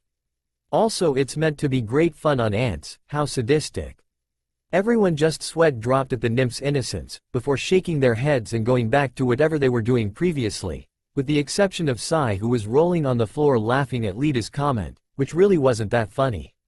No, really it wasn't, but according to Sai's books when someone makes a joke you're meant to laugh hysterically, even when the joke isn't funny, it's called being polite. Sweat drop. End flashback. Naruto silently laughed at the memory. In his own opinion, a team wouldn't be a team without rivalry and bickering. A team was meant to be your family, and it was small things like that which showed how much you truly cared. After all, arguments are caused because you value the other person's opinion and thoughts. You wouldn't retaliate otherwise. As Naruto snapped back to reality, he tried to concentrate on what his teammates were arguing about, something about noodles. Oh, now he got it. Kiba said Ino's hair looked like noodles, so she was calling him dog breath. Noodles. Damn, now he wanted ramen. Maybe he could go to Ichiraku's, SP? Right, Naruto-kun? Ino asked. Naruto just stared into space. Naruto-kun? Oi, Naruto. Kiba yelled. Naruto looked up. Huh? Kiba's sweat dropped. Naruto Baka. Ino tried to. Kiba was unable to finish his sentence because Ino whacked him round the head. Itai. Nani? Don't call Naruto-kun a baka. You're not worthy of talking to him, you're a nothing. Ino stopped mid-sentence, because someone had a very tight grip on her still raised hand. Naruto was glaring at her and killer intent was radiating off him. He tightened his grip and Ino winced. Naruto was scaring her. She was only protecting his pride. Why was he acting like this? Ino gulped. Naruto then loosened his grip, but still keeping a firm hold on her, jerked her forward and put an arm round her waist. Ino took a few minutes to comprehend their position and then blushed. She was in Naruto's arms, her face and hands against his chest. She then felt Naruto lean forward slightly. He then whispered in her ear. Ino-san, don't get me wrong. I am prepared to work with you. You are a good kunoichi. And I am flattered you are so willing to protect my pride. He began, his voice then became a dangerous tone, laced with warnings of pain. But if you ever, and I mean ever, insult my precious people again, you will pay the price. Do not make the same mistake again. I would like for us to have good teamwork on this team. Understood? Ino just meekly nodded. Naruto then pulled away leaving a very flushed Ino in his wake. Walking off leaving his teammates stunned, he yelled back to them, "Are you guys coming or not? Don't you want to find out who our sensei is?" Shaking themselves out of their reverie, Ino and Kiba hurried after their teammate. Ino, Kiba and Naruto had somehow begun to chat normally by the time they reached the classroom. They were currently discussing their ideal sensei. Taking seats at the back next to each other, they began to list the ideal qualities. Ino started, HMMN. First of all, a female, good fashion sense, brains, determination, courage and beauty. Ino nodded. Yep, definitely beauty. A kunoichi's beauty is the best weapon against male shinobi. How about you, Kiba? Gender doesn't matter. I want a sensei with a sense of humor, who's skilled, brave and fun. Kiba answered, though secretly he would have liked a beautiful kunoichi as their sensei. Nay, Naruto, what about you? I already know who I would like as a sensei. She fits a majority of the qualities you listed, and she's probably one of the few here in Konoha who I have a lot to learn from. But my sensei has these qualities: understanding, calm demeanor, skills, determination, bravery, loyalty, brains, cunning and the ability to love. Naruto replied. Anyo, Naruto-kun, you sounded like you already have a sensei with those qualities. Naruto turned to Ino with a glint in his eye. Hi, Ino, well done on noticing. I have had 5 senseis, 2 fitting those qualities, one who was too sadistic, one who was lazy and always late, and another who was corrupted by the 3 sins of man: drink, money and women.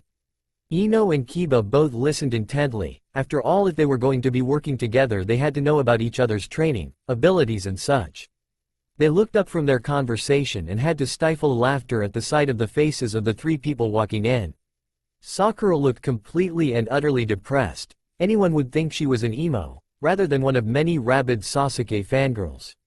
Shino had his brow furrowed in annoyance and was blatantly glaring at the pink-haired kunoichi. Choji though looked petrified at the aura his 2 teammates were emitting. He was so scared, he was not even eating. Sakura then decided she was going to be a little Miss Prissy, and lead the group stalking off to a load of desks far from Naruto and Co. She loudly announced, "My team will sit here." Naruto raised an eyebrow and Kiba and Ino had to restrain themselves from yelling at the stuck-up kunoichi. Shino, who was obviously fed up with the pink-haired Miss Perfect, stormed away from his team and sat down next to Naruto's team, much to Sakura's anger.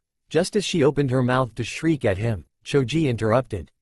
"Sakura, shut up. We've had to put up with you whining about Sasuke and this team. You don't like us and we don't like you. So we'll be damned if we have to spend more time with you than necessary." Everyone in the room blinked in shock, except for Shino. If he did, it will remain unknown. Choji, kind-hearted, generous, not a nasty bone in his body, Choji, had just told Sakura where to stuff it. Everyone just sat there gaping, except for Shino once again. In a huff, Sakura sat down, whilst Choji ignored everyone's shock and sat down right behind Shino and began to eat.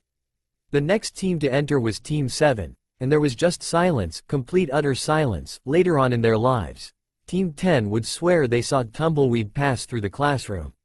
Sasuke was glaring at everyone and everything. He glared at his teammates, he glared at a piece of chalk, he glared at a desk, which spontaneously combusted, but that's beside the point. He just glared. Uchiha Death Glare copyright. Hinata looked she was going to have a heart attack. She was so scared of Sasuke, and Shikamaru appeared to be sleepwalking. Go figure. But it was just silent, eerily silent. But that's why Team 10 is around. Well, more specifically, Ino the fangirl was around.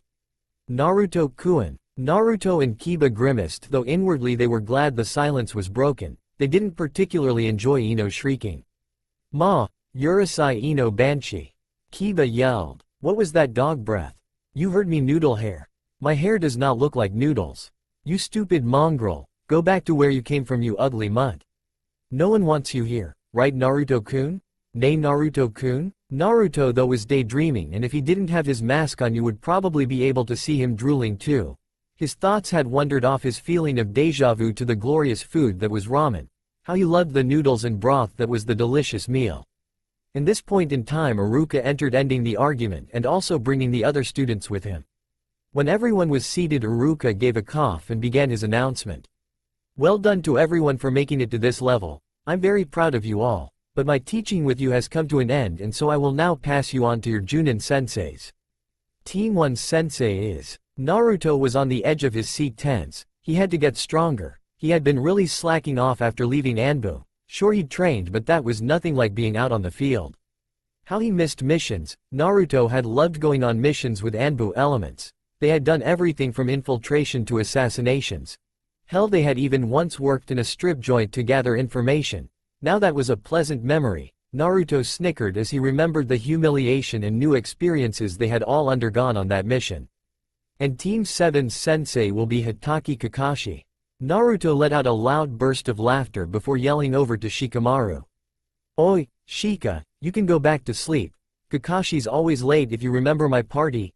Shikamaru just gave a lazy nod and a mutter of troublesome before yawning and putting his head back down on the desk.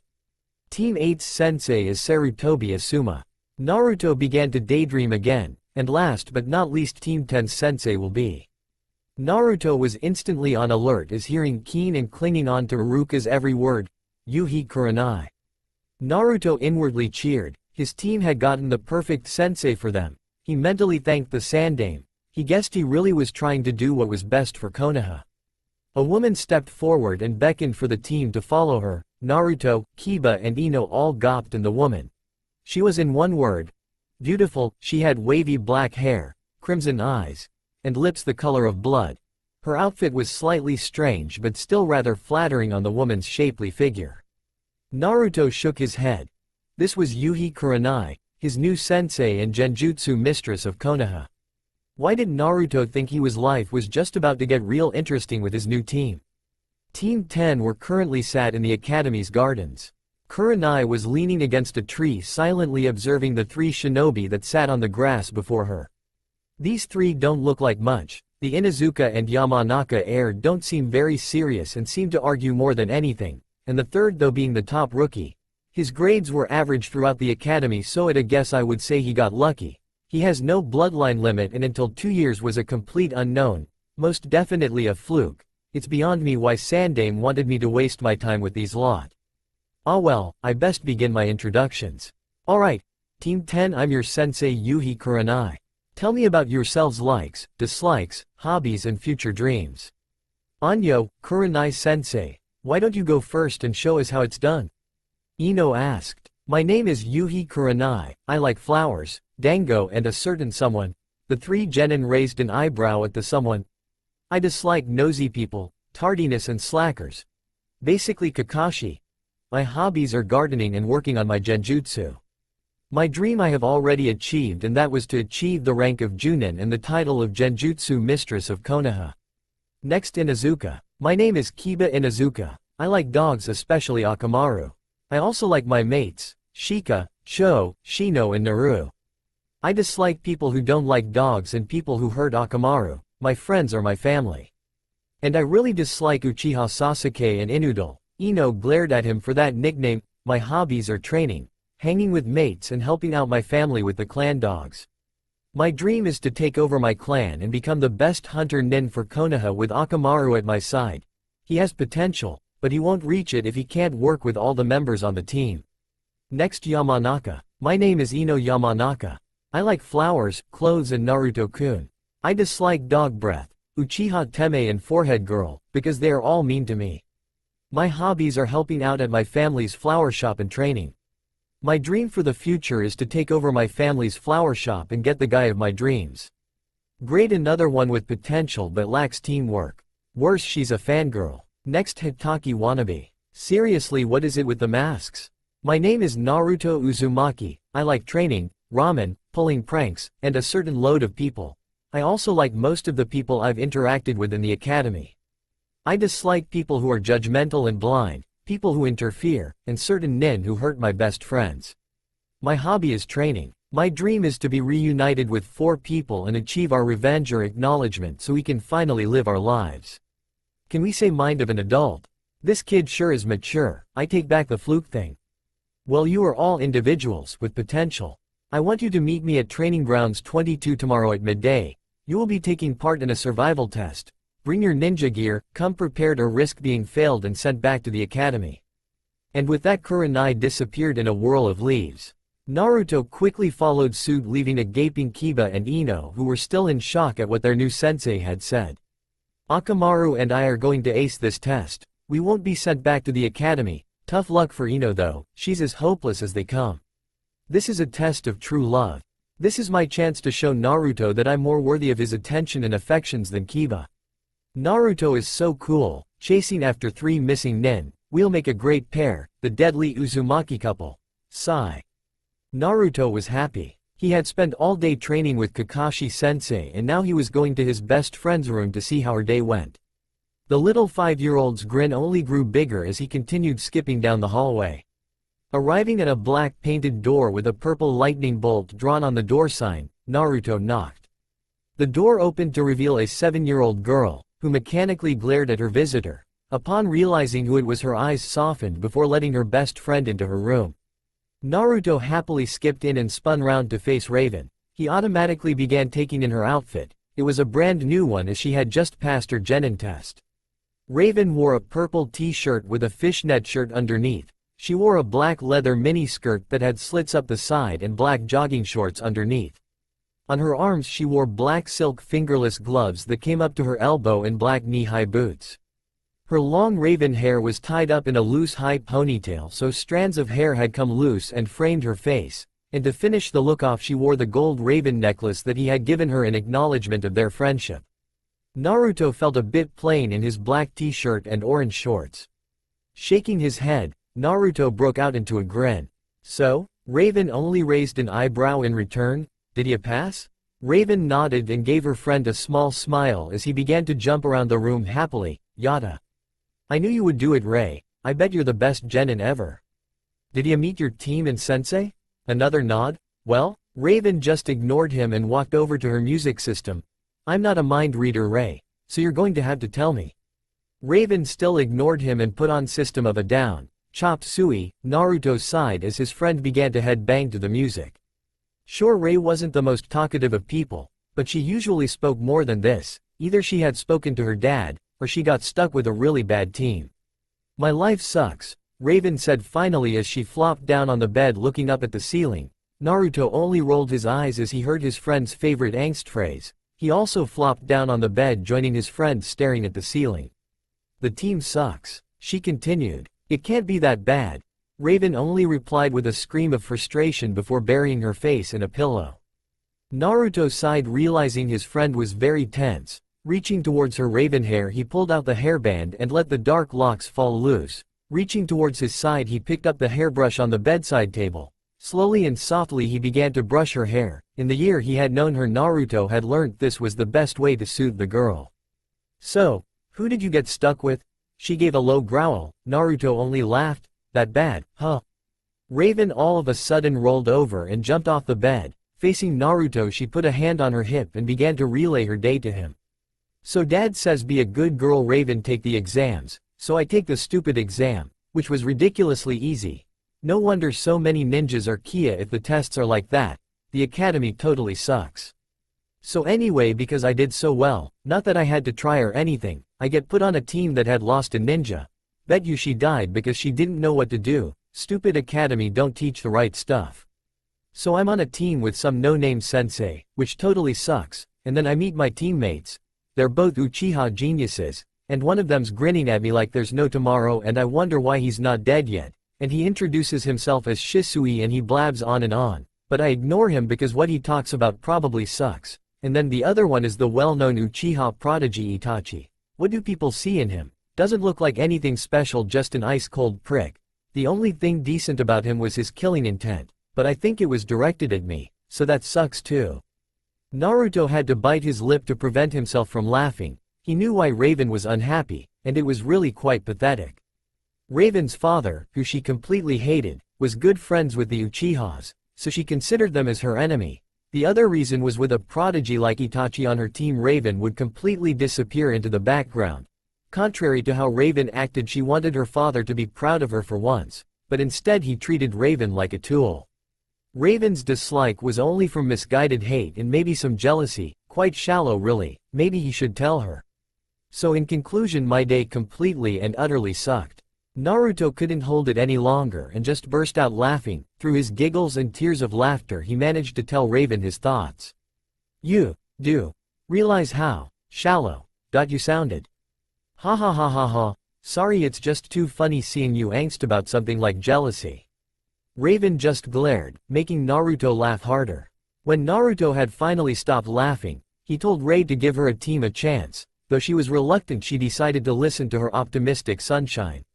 Hours went by and the two friends just enjoyed spending the evening in each other's company. That was until Naruto came up with a burning question.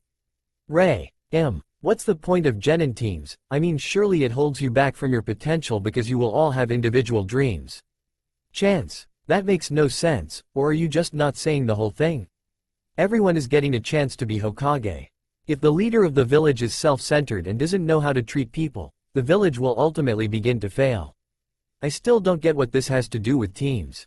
Teamwork and leadership, learning how to cooperate with other people, a necessary quality for Hokage. Su-ka. I'm a natural at cooperation, aren't I, Ray? If you mean a chatterbox then yes, otherwise you're a stubborn brat.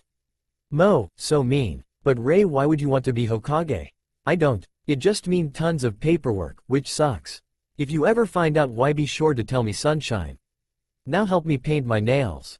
Nani? Naruto asked, surprised. Paint my nails, baka. Douchite? Because Itachi paints his. I thought you didn't like him? Raven just glared. Alright, I'll shut up. And so they began to paint Raven's nails black while Naruto hummed the nursery rhyme, Pop Goes the Weasel. End flashback. Naruto pulled himself out of his meditative state and blinked owlishly, taking in his surroundings. He was sat on his bed in his room. The time was 11 in the day. He looked down into his lap where his pet fox Kyubi was curled up. He could still remember Lita giving it to him about a year and a half ago now.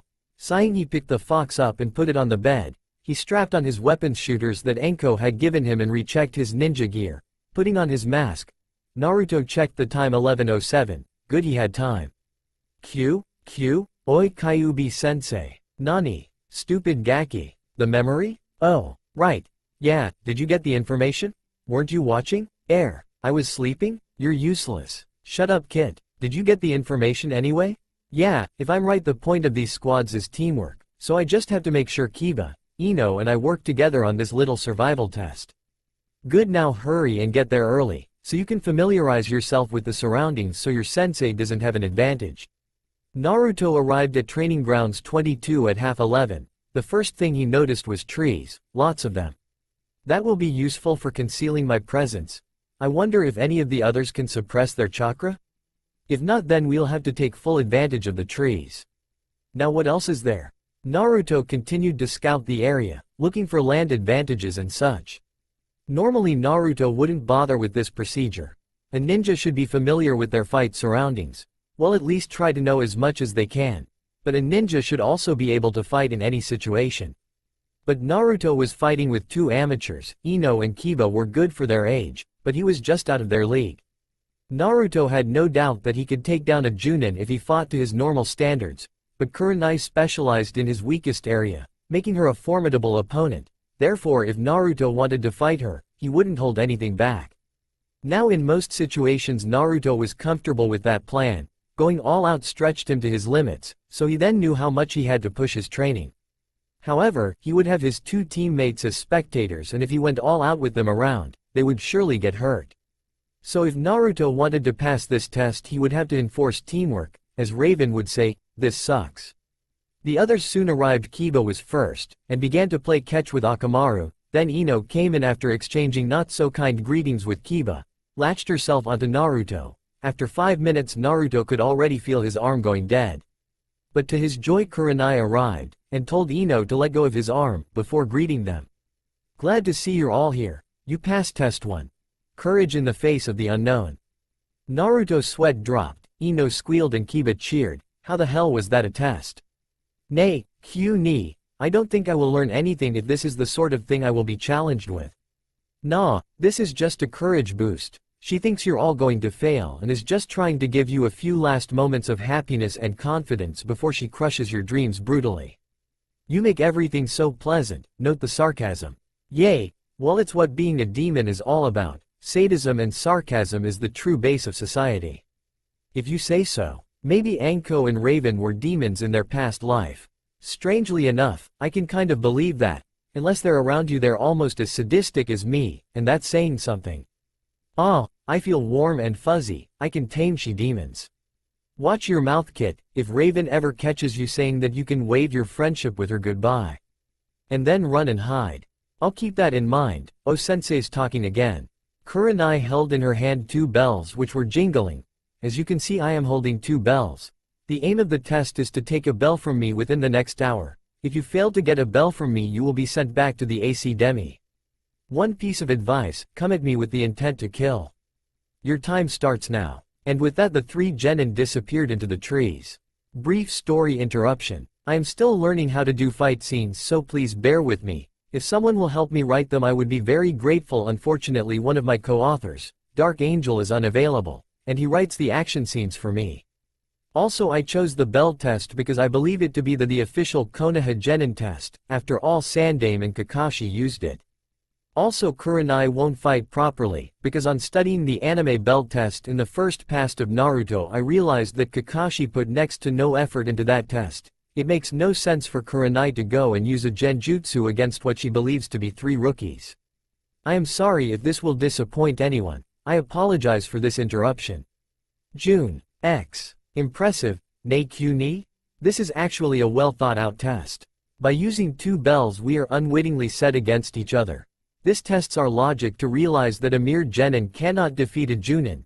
It also tests our ability as shinobi and teammates, to put aside our pride and work together. Now how to go about this? As Naruto finally came up with a plan, he was left with yet another problem. Where were his teammates?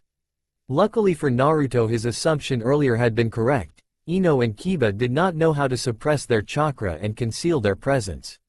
I wonder how the others are doing. No doubt Naruto has already come up with a plan. The guy's almost as smart as Shika. And Ino? Well, Ino is probably dreaming about Naruto. Kiba suddenly felt a tap on his shoulder. Warily turning round he came face to face with a black face mask. Gah! Kiba yelled, jumping back. He relaxed a bit when he saw who the face mask was on. Oh, Naruto, it was just you. Kiba glared when he saw Naruto raise an eyebrow in amusement. Well, what do you want? Naruto gave him a confused look. You tapped me on the shoulder. Still confused, Kiba growled in frustration. And there was me hoping you might have a plan. Naruto's eyes lit up. I do. Kiba's sweat dropped at his teammates' slight forgetfulness. To get the bells we have to work as a team. Kiba nodded. Well, that made sense. So before I tell you the plan we have to get Ino. That didn't make any sense at all. Why would we need Ino? She's useless. Kiba complained. No, she's not, Kiba. No matter how boy obsessed Ino is, she's still a good kunoichi and her clan abilities are a valuable asset to this team. Kiba sighed in defeat. Fine, let's go get Inudo. Naruto looked at him for a second before cracking up into hysterics at the nickname. Kiba rolled his eyes at his teammates' antics. Though secretly he was cheering. He was the only one who could get Naruto to laugh and smile regularly. He never saw the smile, just the curving of the boy's eyes. But he knew that Naruto by nature was a smiling and happy kid. He knew this because of Naruto's laugh. It suited the boy. The laughter was breezy and free. Kiba often wondered what made Naruto try and hide that laugh. It was a simple plan, really. It just worked on the element of surprise and distraction. Naruto would make 2 shadow clones. His 2 teammates would set about making traps. Once Ino and Kiba had made the traps, one clone would begin aiming kunai and shuriken at their sensei. Another clone would then attack Kurenai, engaging her in a taijutsu battle. Because Naruto's taijutsu skills were above genin level, Kurenai would have to concentrate in order to land the hit needed to make the clone disappear, avoid the projectiles being aimed at her, and also avoid the traps. As soon as she landed the hit, Kurenai would be caught off guard by the fact it was a clone. Kiba would appear from behind, catching her unaware. Holding her still, she was left victim to Ino's mind transfer jutsu. Ino would then hand over the bells to Naruto. That was the plan. Kurenai fainting once being released from Ino's jutsu was not part of the plan. Kurenai awoke feeling slightly groggy. And is this even a word? She blinked in a daze for a few moments before her eyes focused on the boy crouched beside her, grinning like a fool. Blinking again, she recognized the Inuzuka boy. Looking up, she saw the other 2 genin looking down at her, quite concerned. She did a double take when she saw that Naruto's arm was around Ino's waist. She then realized it was to support Ino, who was also a bit faint from using that jutsu. And though Ino was looking fine now, it was obvious she wasn't going to tell Naruto anytime soon. Drawing her attention to Naruto's other arm, her eyes widened at what Naruto had clenched in his hand. The bells. Either I'm really weak or this is an exceptional team. For the sake of my ego I'm going to go with the latter. Looking up at the 3 genin, Kurenai gave them a smile. Well, that was some impressive teamwork from you guys, so I guess I have no choice but to pass you. Congratulations. Kiba and Akamaru began to jump around in joy, while Ino just beamed at the praise and Naruto let out a small but very beautiful laugh. Well, you know what this means, right, Naruto-kun? Naruto sent Ino a very confused look. We have to go shopping to celebrate. Naruto grew very scared and threw Kiba a desperate look. Kiba just laughed at his teammate's predicament. Naruto growled, and as Ino began to drag him off, he grabbed Kiba and pulled him along. Akamaru followed his master, barking.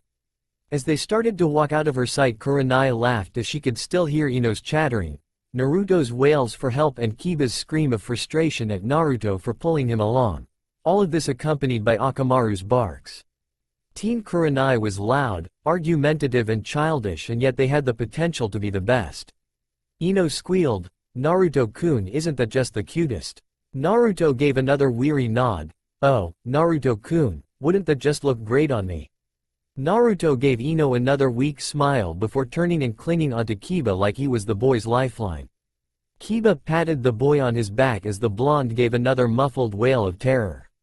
"Naruto-kun, dog breath, carry my bags for me," the girl said before dumping another ridiculous load of bags on the poor boys. "How does she did?" Naruto yelled in Kiba's ears. Kiba turned round and yelled his answer back to Naruto in a desperate attempt to be heard over Ino's squeals. "I don't know, but I blame it on the stupid Kami up there who decided to give these girls ridiculous stamina and what seems to be endless amounts of money." "Oh, Naruto-kun, look at that." Naruto looked up at Ino's especially loud squeal. Looking up, he shook his head in amusement. Hanging up in a stall were 3 particularly large plushies, one of a pig, one of a kitsune and one of a dog. "Aren't they just perfect?" Ino questioned Naruto, giving him what sounded like a lovesick sigh. "One for me, you and Kiba." It's like a sign that this team was meant to be. After the purchase of the 3 plushies, the teammates waved goodbye to each other and set off home. Upon his arrival home, Naruto had only just stepped in the house when he was glomped by his Ka-san and Ne-chan. "Anko ne, Ka-san, let go."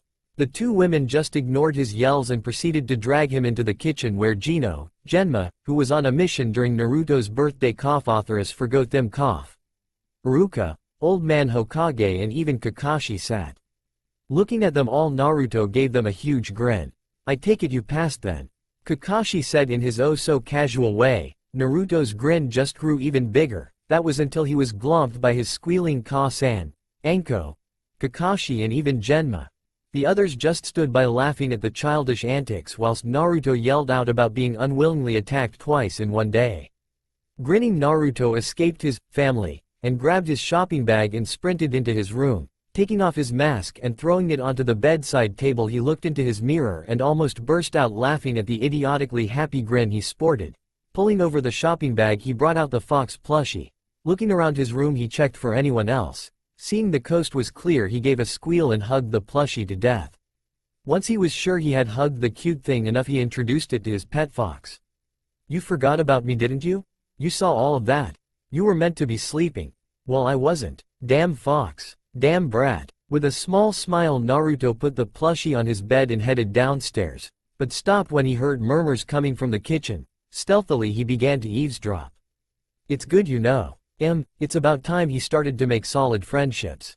He has friends, but they aren't close enough. To make him grin like that. You know what this means? He's forgetting about Raven, Sai, Kawaii and Lita. About time." Gasping in shock, Naruto ran away before he could hear anymore. As he made it to his room, tears began to leak from his eyes. Rushing into his room, he looked into a mirror and fell backwards in shock. "No, it can't be true. Please no. Kit, calm down. Kit, listen to me." But Naruto blocked out Kyuubi's pleas. Looking over at his bedside table, Naruto looked at the 2 precious items he had forgotten about this morning. Clutching them, he fell onto his bed, tears soaking his pillow. Naruto fell asleep crying. And as the moon rose that night, 2 objects glinted in the moonlight, 2 necklaces, one an orange choker and the other a golden kitsune pendant. Both necklaces were being held tight to the chest of a crying blonde boy. Naruto growled at the Hokage. "If I have to do another D mission, I swear I'm going to run away and find the ANBU Elements team. I'm fed up of pointless missions and endless training. I want to be out on the field." Luckily for Naruto, so were Ino and Kiba. "That's it, Hokage-sama, surely we're ready by now. Don't you think we could do a harder mission? The team's impatient." To everyone's surprise, it was Kurenai that spoke. The Sandame smiled. This team was working well as one unit, even their sensei was on the same wavelength. Fine, I will give you a C-ranked mission. Please show in the custom. The door opened to reveal a drunken old man. Tazuna-san here needs you to escort him back to the wave country. I am Tazuna, the master bridge builder, and Wa. These brats are the ones escorting me? Who the hell do you think you're calling brats? Kiba yelled. Akamaru barked in agreement. Two brats, a mutt and a bimbo. Ah, bimbo. Ino shrieked in anger. Naruto quickly put his arms round her waist to restrain her before she could jump the customer. Ino blushed when she realized her back was against Naruto's chest. Tazuna-san, I assure you we are more than capable of being escorts. Please do not judge us by our looks. Kurenai-sensei here is also a Chunin. In the case of the worst, she is more than able to deal with the situation. Kurenai slightly blushed at the praise, while Tazuna cowered slightly at the glare the boy was giving him, a glare that just dared him to defy his words. Fine, I'm sure you will do fine, Tazuna said in defeat. Slight change in events here, guys. The Demon Brothers attacked Naruto's team a day later. The same night as they left Konoha, the team pitched their tents and set up camp. As they all settled in for the night, Ino lay in her bed. She tossed and turned, lacking comfort and something else. Sighing, Ino sat up. It was a nice lukewarm night and she was wearing a black silk nightdress, which ended just underneath her knees. She had bought it when Naruto, Kiba and herself had gone shopping. Wrapping her fluffy black blanket around her slim figure, Ino stepped out of her tent, deciding to go sit by the campfire. Can't sleep? A familiar voice called out. Her eyes caught movement and she recognized a figure sitting against the trunk of tree near the campfire. Naruto-kun, you too? Hi, my mind is filled with troublesome thoughts, Naruto said, sighing and looking up into the starry sky. Ino giggled. You've been round Shikamaru too long. I can't sleep because something's missing. Like what? Naruto asked, quirking an eyebrow. Nothing, she replied quickly, looking away ashamed. A cute blush spread on her cheeks.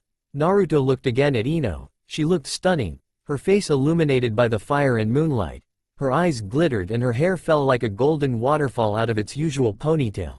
Her lithe figure looked fragile and small beneath the large black fluffy blanket she had wrapped around herself. You can tell me? Ino looked at him and blushed again. She then murmured something which Naruto didn't quite catch. Gomen, what was that? Ino spoke again, but a bit louder. I said, I can't sleep without my plushie. Her face was almost completely red by this point. The pig one we bought together? Ino gave a meek nod. Naruto sighed. Well, that is a problem, isn't it? Ino nodded again. Come here. Ino looked confused for a moment before going to stand in front of the boy. In one quick movement he had grabbed her round her waist and she was sat next to him, leaning against the tree. How about for tonight? I'm your plushie him. Ino looked at him shocked before giving a slight giggle and wrapping her arms around him. Sleep. He whispered into her ear. She inhaled the boy's scent and gave a slight sigh. He smelled like the forest, fresh. It was the only way to describe it. Her eyes fluttered close as she felt his arms wrap around her, pulling her close. Ino sighed in happiness again. She felt so safe in his arms, under the starry night sky and near the warmth of a fire. It was utterly perfect. As the group began their journey again the next morning, a quiet atmosphere was amongst them. It confused Tazuna, as yesterday the group had been chatting non-stop. The truth was, Kiba, Akamaru, Kurenai and Naruto had all noticed a suspicious-looking puddle. Ino, however, was caught up in thoughts of last night. Kurenai subtly fell to the back so she could deal with any problems that arose. In one moment two figures attacked, their chains wrapped around Kurenai, who managed to perform substitution in time. Ino gave a scream in shock before Naruto grabbed her arm and pushed her back to stand with Tazuna where Kiba and he could easily protect her. Kiba and Akamaru had performed their beast clone jutsu, each one of them taking on the one of the two nen. Naruto rushed to help one of the Kibas, as the one of them was thrown against a tree. Naruto rushed in to defend his teammate. Wind Cyclone Jutsu. The jutsu hit the nin and he was blown back and knocked unconscious. He jumped when he heard Akamaru give a yelp. The other, Kiba, had been defeated by the other nin. Kiba had transformed back into Akamaru, but the other nin had disappeared. Naruto whipped around and began to run as he realized who they were aiming for, and who would be caught in the crossfire. Ino. Rushing to get in between the nin and Ino, Naruto saw the nin raise his claws to slash at the girl. Ino's eyes were wide with shock. Blood splattered everywhere. The claws went through a chest. Naruto! Ino screamed as the boy fell at her feet, a deadly wound through his chest. Owie! A young girl screamed, her hands threaded in her blonde hair clutching at her head. That hurt, you bitch!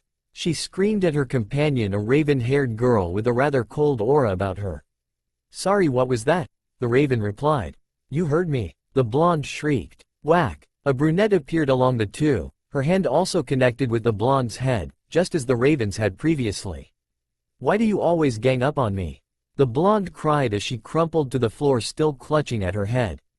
Because you're a nuisance. Pick yourself up now, we need to keep moving.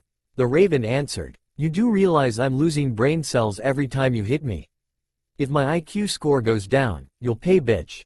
The blonde screeched indignantly. If you shut up and stop telling me about different flavor lip glosses every 5 seconds, maybe I wouldn't hit you. The raven said, rounding on her companion. Will you guys quit it? We've been out of Konoha for almost a year now and all you do is argue. Please just stop, the brunette yelled, getting in between her friends. Fine, both girls murmured as they reluctantly agreed. Isn't Naruto-kun's birthday coming up?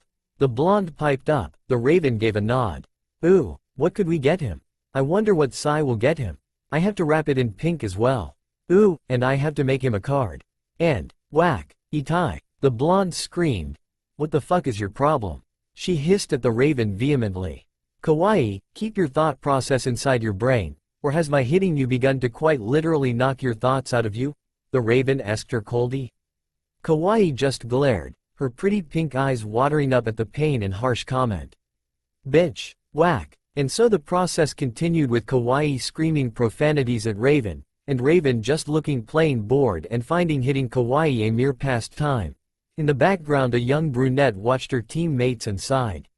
Bop! Lita twitched. What the? OWW, she exclaimed, rubbing a bump on her head. Her teammates stopped their activities momentarily to glance back at her and throw her an inquisitive glance. Something hit me on the head. It was probably Raven. Kawaii grumbled, but only got a glare from the dark girl. Bop! Lita held her head once again as it was attacked. Raven merely raised a slightly amused eyebrow. Kawaii, though, managed to catch a glimpse of her friend's assailant. Bending down, she picked up the object. It's an acorn, she stated. Thank you, Captain Obvious, came Raven's sarcastic reply. Growling, the blonde made an unruly attempt to aim the acorn for Raven. It instead rebounded and hit herself in the forehead. Fuck! The blonde screamed, rubbing the soon-to-be bruise. Raven smirked in amusement. Bop! Both girls quickly drew their attention back to the nymph, who PFT. Kawaii bit her lip to restrain her laughter. Raven also had to do the same. To put it simply, the earth nymph was sitting in a meditative pose, hands together in a prayer position, all the while she was being pelted with acorns from an unseen attacker. Lita. Kawaii managed to get out in between her giggles. Are you being attacked by nature? The brunette's eyes flashed open, emeralds glinting dangerously. No. I am one with nature. It's not attacking me, she yelled. Oh really? So what's this then? Raven asked, picking up an acorn in fake innocence. She smirked as Lita opened her mouth and closed it, looking like a fish desperately looking for a good excuse. D-E-N-I-A-L. What does that spell? Denial. Kawaii yelled in a cheerleader cheer. I am not in denial. Lita all but screamed. Raven gave a sigh. The acorns were still coming, and she really wanted to get off this dirt road and out of the sun. She never was one for the sun. Usually she would just go fuck this, create a lightning orb and fly to the nearest village. But these were her teammates, her friends, and she really couldn't afford another teammate losing IQ points. With another sigh, Raven used her amazing speed to capture the attacker. Kawaii collapsed to the floor in laughter when Raven came out holding a squirrel by the tail. Lita, I think you're out of balance with nature. The Raven stated. I am not. The poor thing was probably just confused about being around my comforting and nurturing force. To prove her point, Lita outstretched her hand to the adorable squirrel to show it friendship. It was all fine and dandy. Ow! Except the squirrel bit her. Rabies. EU disinfect her. Kawaii screamed as she began to run round in circles, waving her arms. Raven sighed, dropping the squirrel. Vermin should learn to fly if they don't want to get hurt. In her opinion, she knocked out her blonde companion, who had herself begun to foam at the mouth. Lita, though, was in shock. A creature of nature had committed a violent act towards her. A child of Mother Nature. Did it not know who she was? Did it not understand the severe consequences? Bop! Lita twitched as yet another acorn hit her head. Her eyes turned to green ice, and she fixed a glare at the squirrel. And in her most deadly tone, she muttered a life-changing threat. This is war. Okay. When you're quite done threatening the vermin, can we get a move on? Lita turned round and gave her teammate a confused look when she saw her blonde friend over the girl's shoulder. Rabisphobia, she said in answer to the look. Sending the squirrel one last glare, the girls walked into the sunset, trailing once more down the dirt road. Bright flashing lights, red, pinks, yellows and other neon colors brightened up the stained sidewalk. Whores stood against buildings in cliques of friends gossiping about their lives and latest clients. Junkies stood in alleys where you could hear cats wailing and drunks yelling. A few people stood in the main part of the dirt road, trying to attract a few of the passers-by into their area of business. Buildings thrummed with loud music, brothels, clubs and pubs all stood alike, looking as sleazy and dirty as the other buildings. One building stood out with its bright purple exterior, red lights flashing, and a classy black and white sign saying in fancy letters the Juniper Juice. A bizarre name which must have had a meaning at one time. It was the only building in the district where peals of laughter that didn't sound overly drunk could be heard. A young boy of perhaps 13 pushed open the doors to the entertainment house. The air was smoky, and smelled of alcohol. The people reeked of sweat. But all that was forgotten amongst the huge grins on the customers' faces. The Juniper Juice was one of a kind, owned by a young man and his whores. The man, Kyosuke, was of about 28 or so in age. He ran the house. The whores worked for a good pay. They did their business in allocated rooms for their own protection. There was 7 of them in total. They rotated between being waitresses, whores and stage entertainment. The 7 whores brought in good business, having been a renowned clique even before the Juniper Juice. They were named after the 7 deadly sins. Luxuria, lust, gula, gluttony, avaricia, greed, acedia, sloth, ira, wrath, invidia, envy, and superbia, pride. Luxuria had long white hair down to her waist, and crimson red eyes. She was awaiting her next customer dressed in a loose white robe with red lacy underwear on underneath only. Gula had short black hair and silver eyes. Her eyes were currently glazed over. She was intoxicated from drink and drugs, but still more and more sake found its way to her mouth. Avaricia had aqua hair and matching eyes. She was currently serving men in a skimpy waitress outfit. Taking advantage of their unaware states, she overcharged them and her eyes glowed with glee as she counted the money. Acedia wore a black fishnet dress, with a black corset over the top and a black lacy underwear underneath. She wore an open black trench coat. She was lying on a mattress, her blonde hair fanned out beneath her, offering herself to the guests. Ira had crimson hair and crimson eyes, currently entertaining guests upon the stage. Her spitfire personality was rare in the area. Her rants on the world were humorous and her sarcasm was as sharp as the vodka she took sip of regularly. Invidia had long green hair and green eyes. Dressed the most decent of the girls and the youngest, still maturing, she was often overlooked. She was also in a waitress outfit, serving guests with a bright smile, but a dangerous flash in her eyes. And last but not least, Superbia. Brunette hair pulled into a sharp bun, and dressed in tight black leather, cracking a whip, for those men who needed a lesson.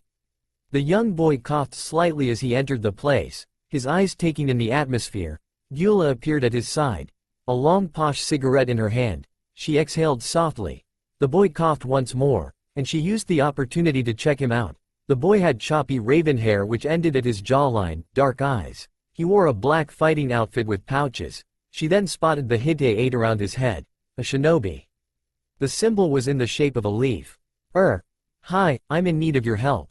The boy began, an eerily innocent smile on his face. Before she could reply, Invidia appeared. We're at your service. She trailed off, awaiting a name. Sai-san, I'm Invidia. What is it you require? She asked sweetly. I require the expertise of the 7 deadly sins. I think my last 3 S-class missions, and sulfur monosulfide class mission pay is more than enough to ask you to shut the juniper juice down for the night and help me with my problem. Sai said, presenting a great deal of money. Nvidia and Gyula eyed the money with wide eyes. Avarisha suddenly appeared at Sai's side, eyeing the money with a great deal of interest. Sai-san, I'm positive we can comply with your request. Nvidia finally managed. Random interlude. The 6 o'clock news bold. Raven italics, Kawaii. Hello and welcome to this evening's news. I'm Raven. And I'm Kawaii Ichigo. We bring you the latest update on the squirrel abnormality. Is abnormality even a word? Whack. If I want it to be a word, it's a word, got that? Hi. Yes. The latest update on squirrel abnormality. It seems that squirrels are turning against nature. Brutally attacking their mother. Mother? Sweet Mother Nature. I didn't know you considered anything sweet. Sweat drop. Mother Nature has a sadistic side as well, you know. Have you never been in a lightning storm or seen a tornado? Oh, I thought that was just you in a bad mood and Naruto joining you in making havoc. So who caused the tsunami then? Oh, that was me throwing a tantrum. No, it wasn't, you were baking cookies. How do you know? Because you and Naruto forced me to help. Cooking is stress relieving. I use a punch bag to relieve stress. Then why do you hit me?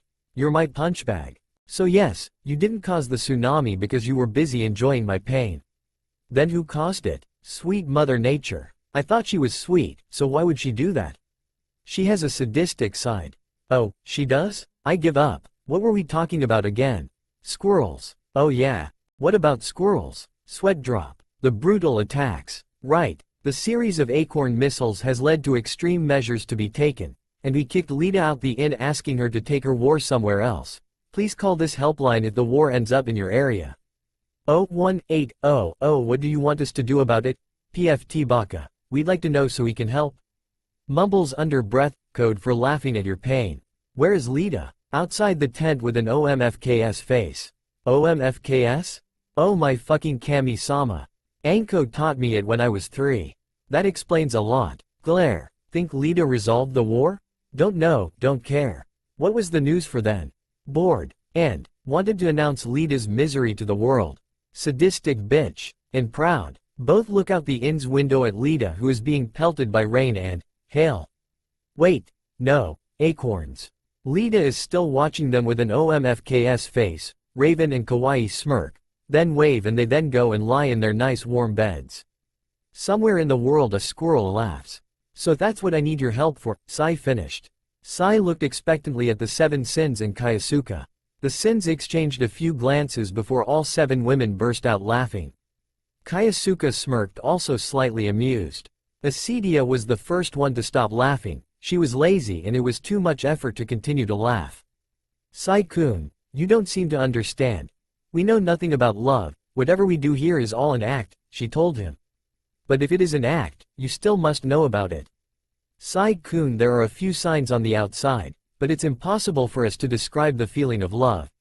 Luxuria explained. Still, what are the signs? Apart from wanting to be with your love, the signs can vary. Ira answered. But is love deep? It's the deepest feeling there is. We sins are the temptation which you must ignore. Love is the virtue you must cherish. She replied. I still want to know, how do I know if I'm in love? You resist temptation. Gyula answered, exhaling smoke. How do I know if I do that? This time Nvidia answered. We, she said, pointing at herself and the other girls, stand for 7 sins. Luxuria is lust. The least important. To resist this you must have the virtue of chastity. So are you a virgin? Yes. Gyula represents gluttony, her constant overindulgence. To resist this you must have the virtue of temperance. Sai-kun, do you have self-restraint in every matter? Of course, Root gave me complete control of that. Avarisha represents greed. To resist this you must have the virtue of charity. Do you give all you can, Sai-kun?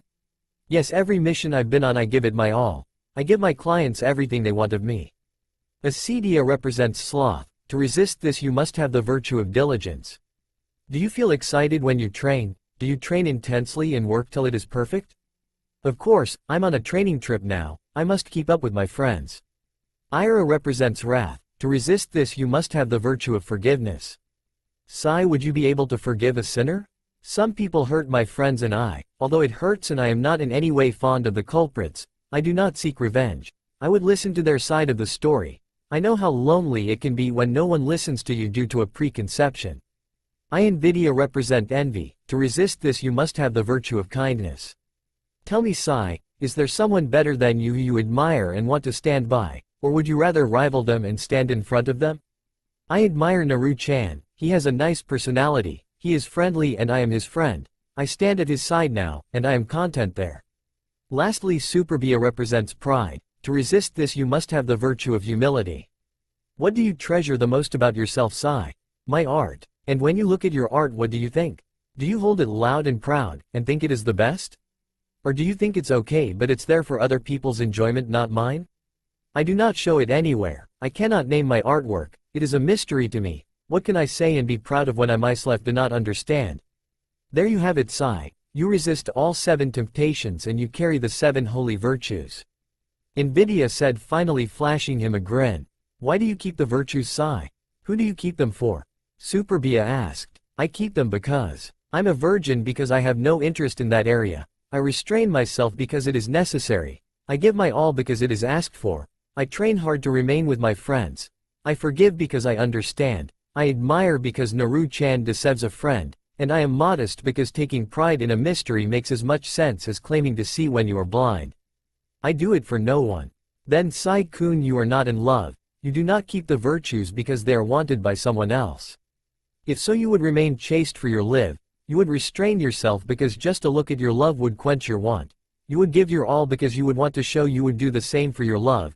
You would train hard to remain with your love. You would forgive because it would be the only way you and your love would ever be at peace for eternity. You would admire because you love him. And you would be modest because your only pride is your love and you do not yet have your love as yours. This is how I have come to the conclusion, you are not in love. Avarisha answered finally giving Sai the full answer. So I have yet to fall in love with a woman. Sai gave a sigh, before giving the helpful whore an eerie smile. Arigato, Minna. Sai said thanking them. Kyosuke stood up. He had red hair and violet eyes, a strong build and a fun character. It had been very unusual for him to be quiet throughout the little discussion. Everyone turned to look at him with curiosity. Kyosuke looked at Sai with a strange glint in his eye. Who said you would love a woman? And with that Kyosuke leaned forward and gave Sai a full frontal snog. Sai froze in shock. When Kyosuke released Sai he smirked at the boy's stunned expression and then simply turned and walked away. Love knows no boundaries Sai-kun. Gender, religion, race, status and age, none of it matters. Kyosuke called before he disappeared into the back. Sai came out of his shock coma and gaped slightly at the mont's words. When Sai finally stepped out of the juniper juice he gave a sigh of relief. Well that was definitely a lot more interesting than a book. Dream scene. It's Naru-Ray fluff everybody. Which means minimal kid in her crack. A scream so deadly, haunting, and a name. I know that name, blood spilled everywhere. I know this. A partial summoning. Why do I feel like I'm being torn apart? Raven was sat in her black lightning orb. Except this time the size of the orb was endless. She was pacing up and down as if waiting for someone. Raven? A weak voice called out. Naruto, is that you? Raven. Naruto coughed up some blood. I think I'm dying.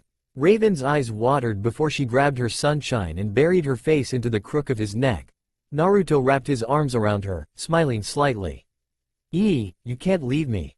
I need you. Raven. No. She screamed pulling out of his arms. You promised. You promised you would stay by my side, that you would summon me if you needed me and that you would kill Itachi with me.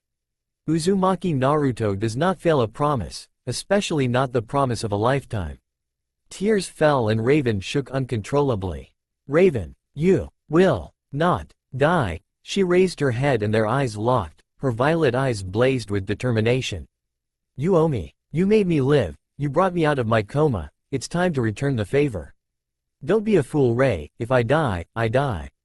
Shut up, she hissed, if you die, I die. She grabbed his shoulders and shook him. Wake up sunshine. Where is your determination? Your blazing fire? Your bright smile? Your positivity? Ray. Naruto muttered weakly. What the fuck do you think you have Kyuubi for? Get that baka fox to heal you. I don't care what it takes. Do you hear me? I don't care what it takes. She broke down sinking to her knees and dragging Naruto down onto his as well.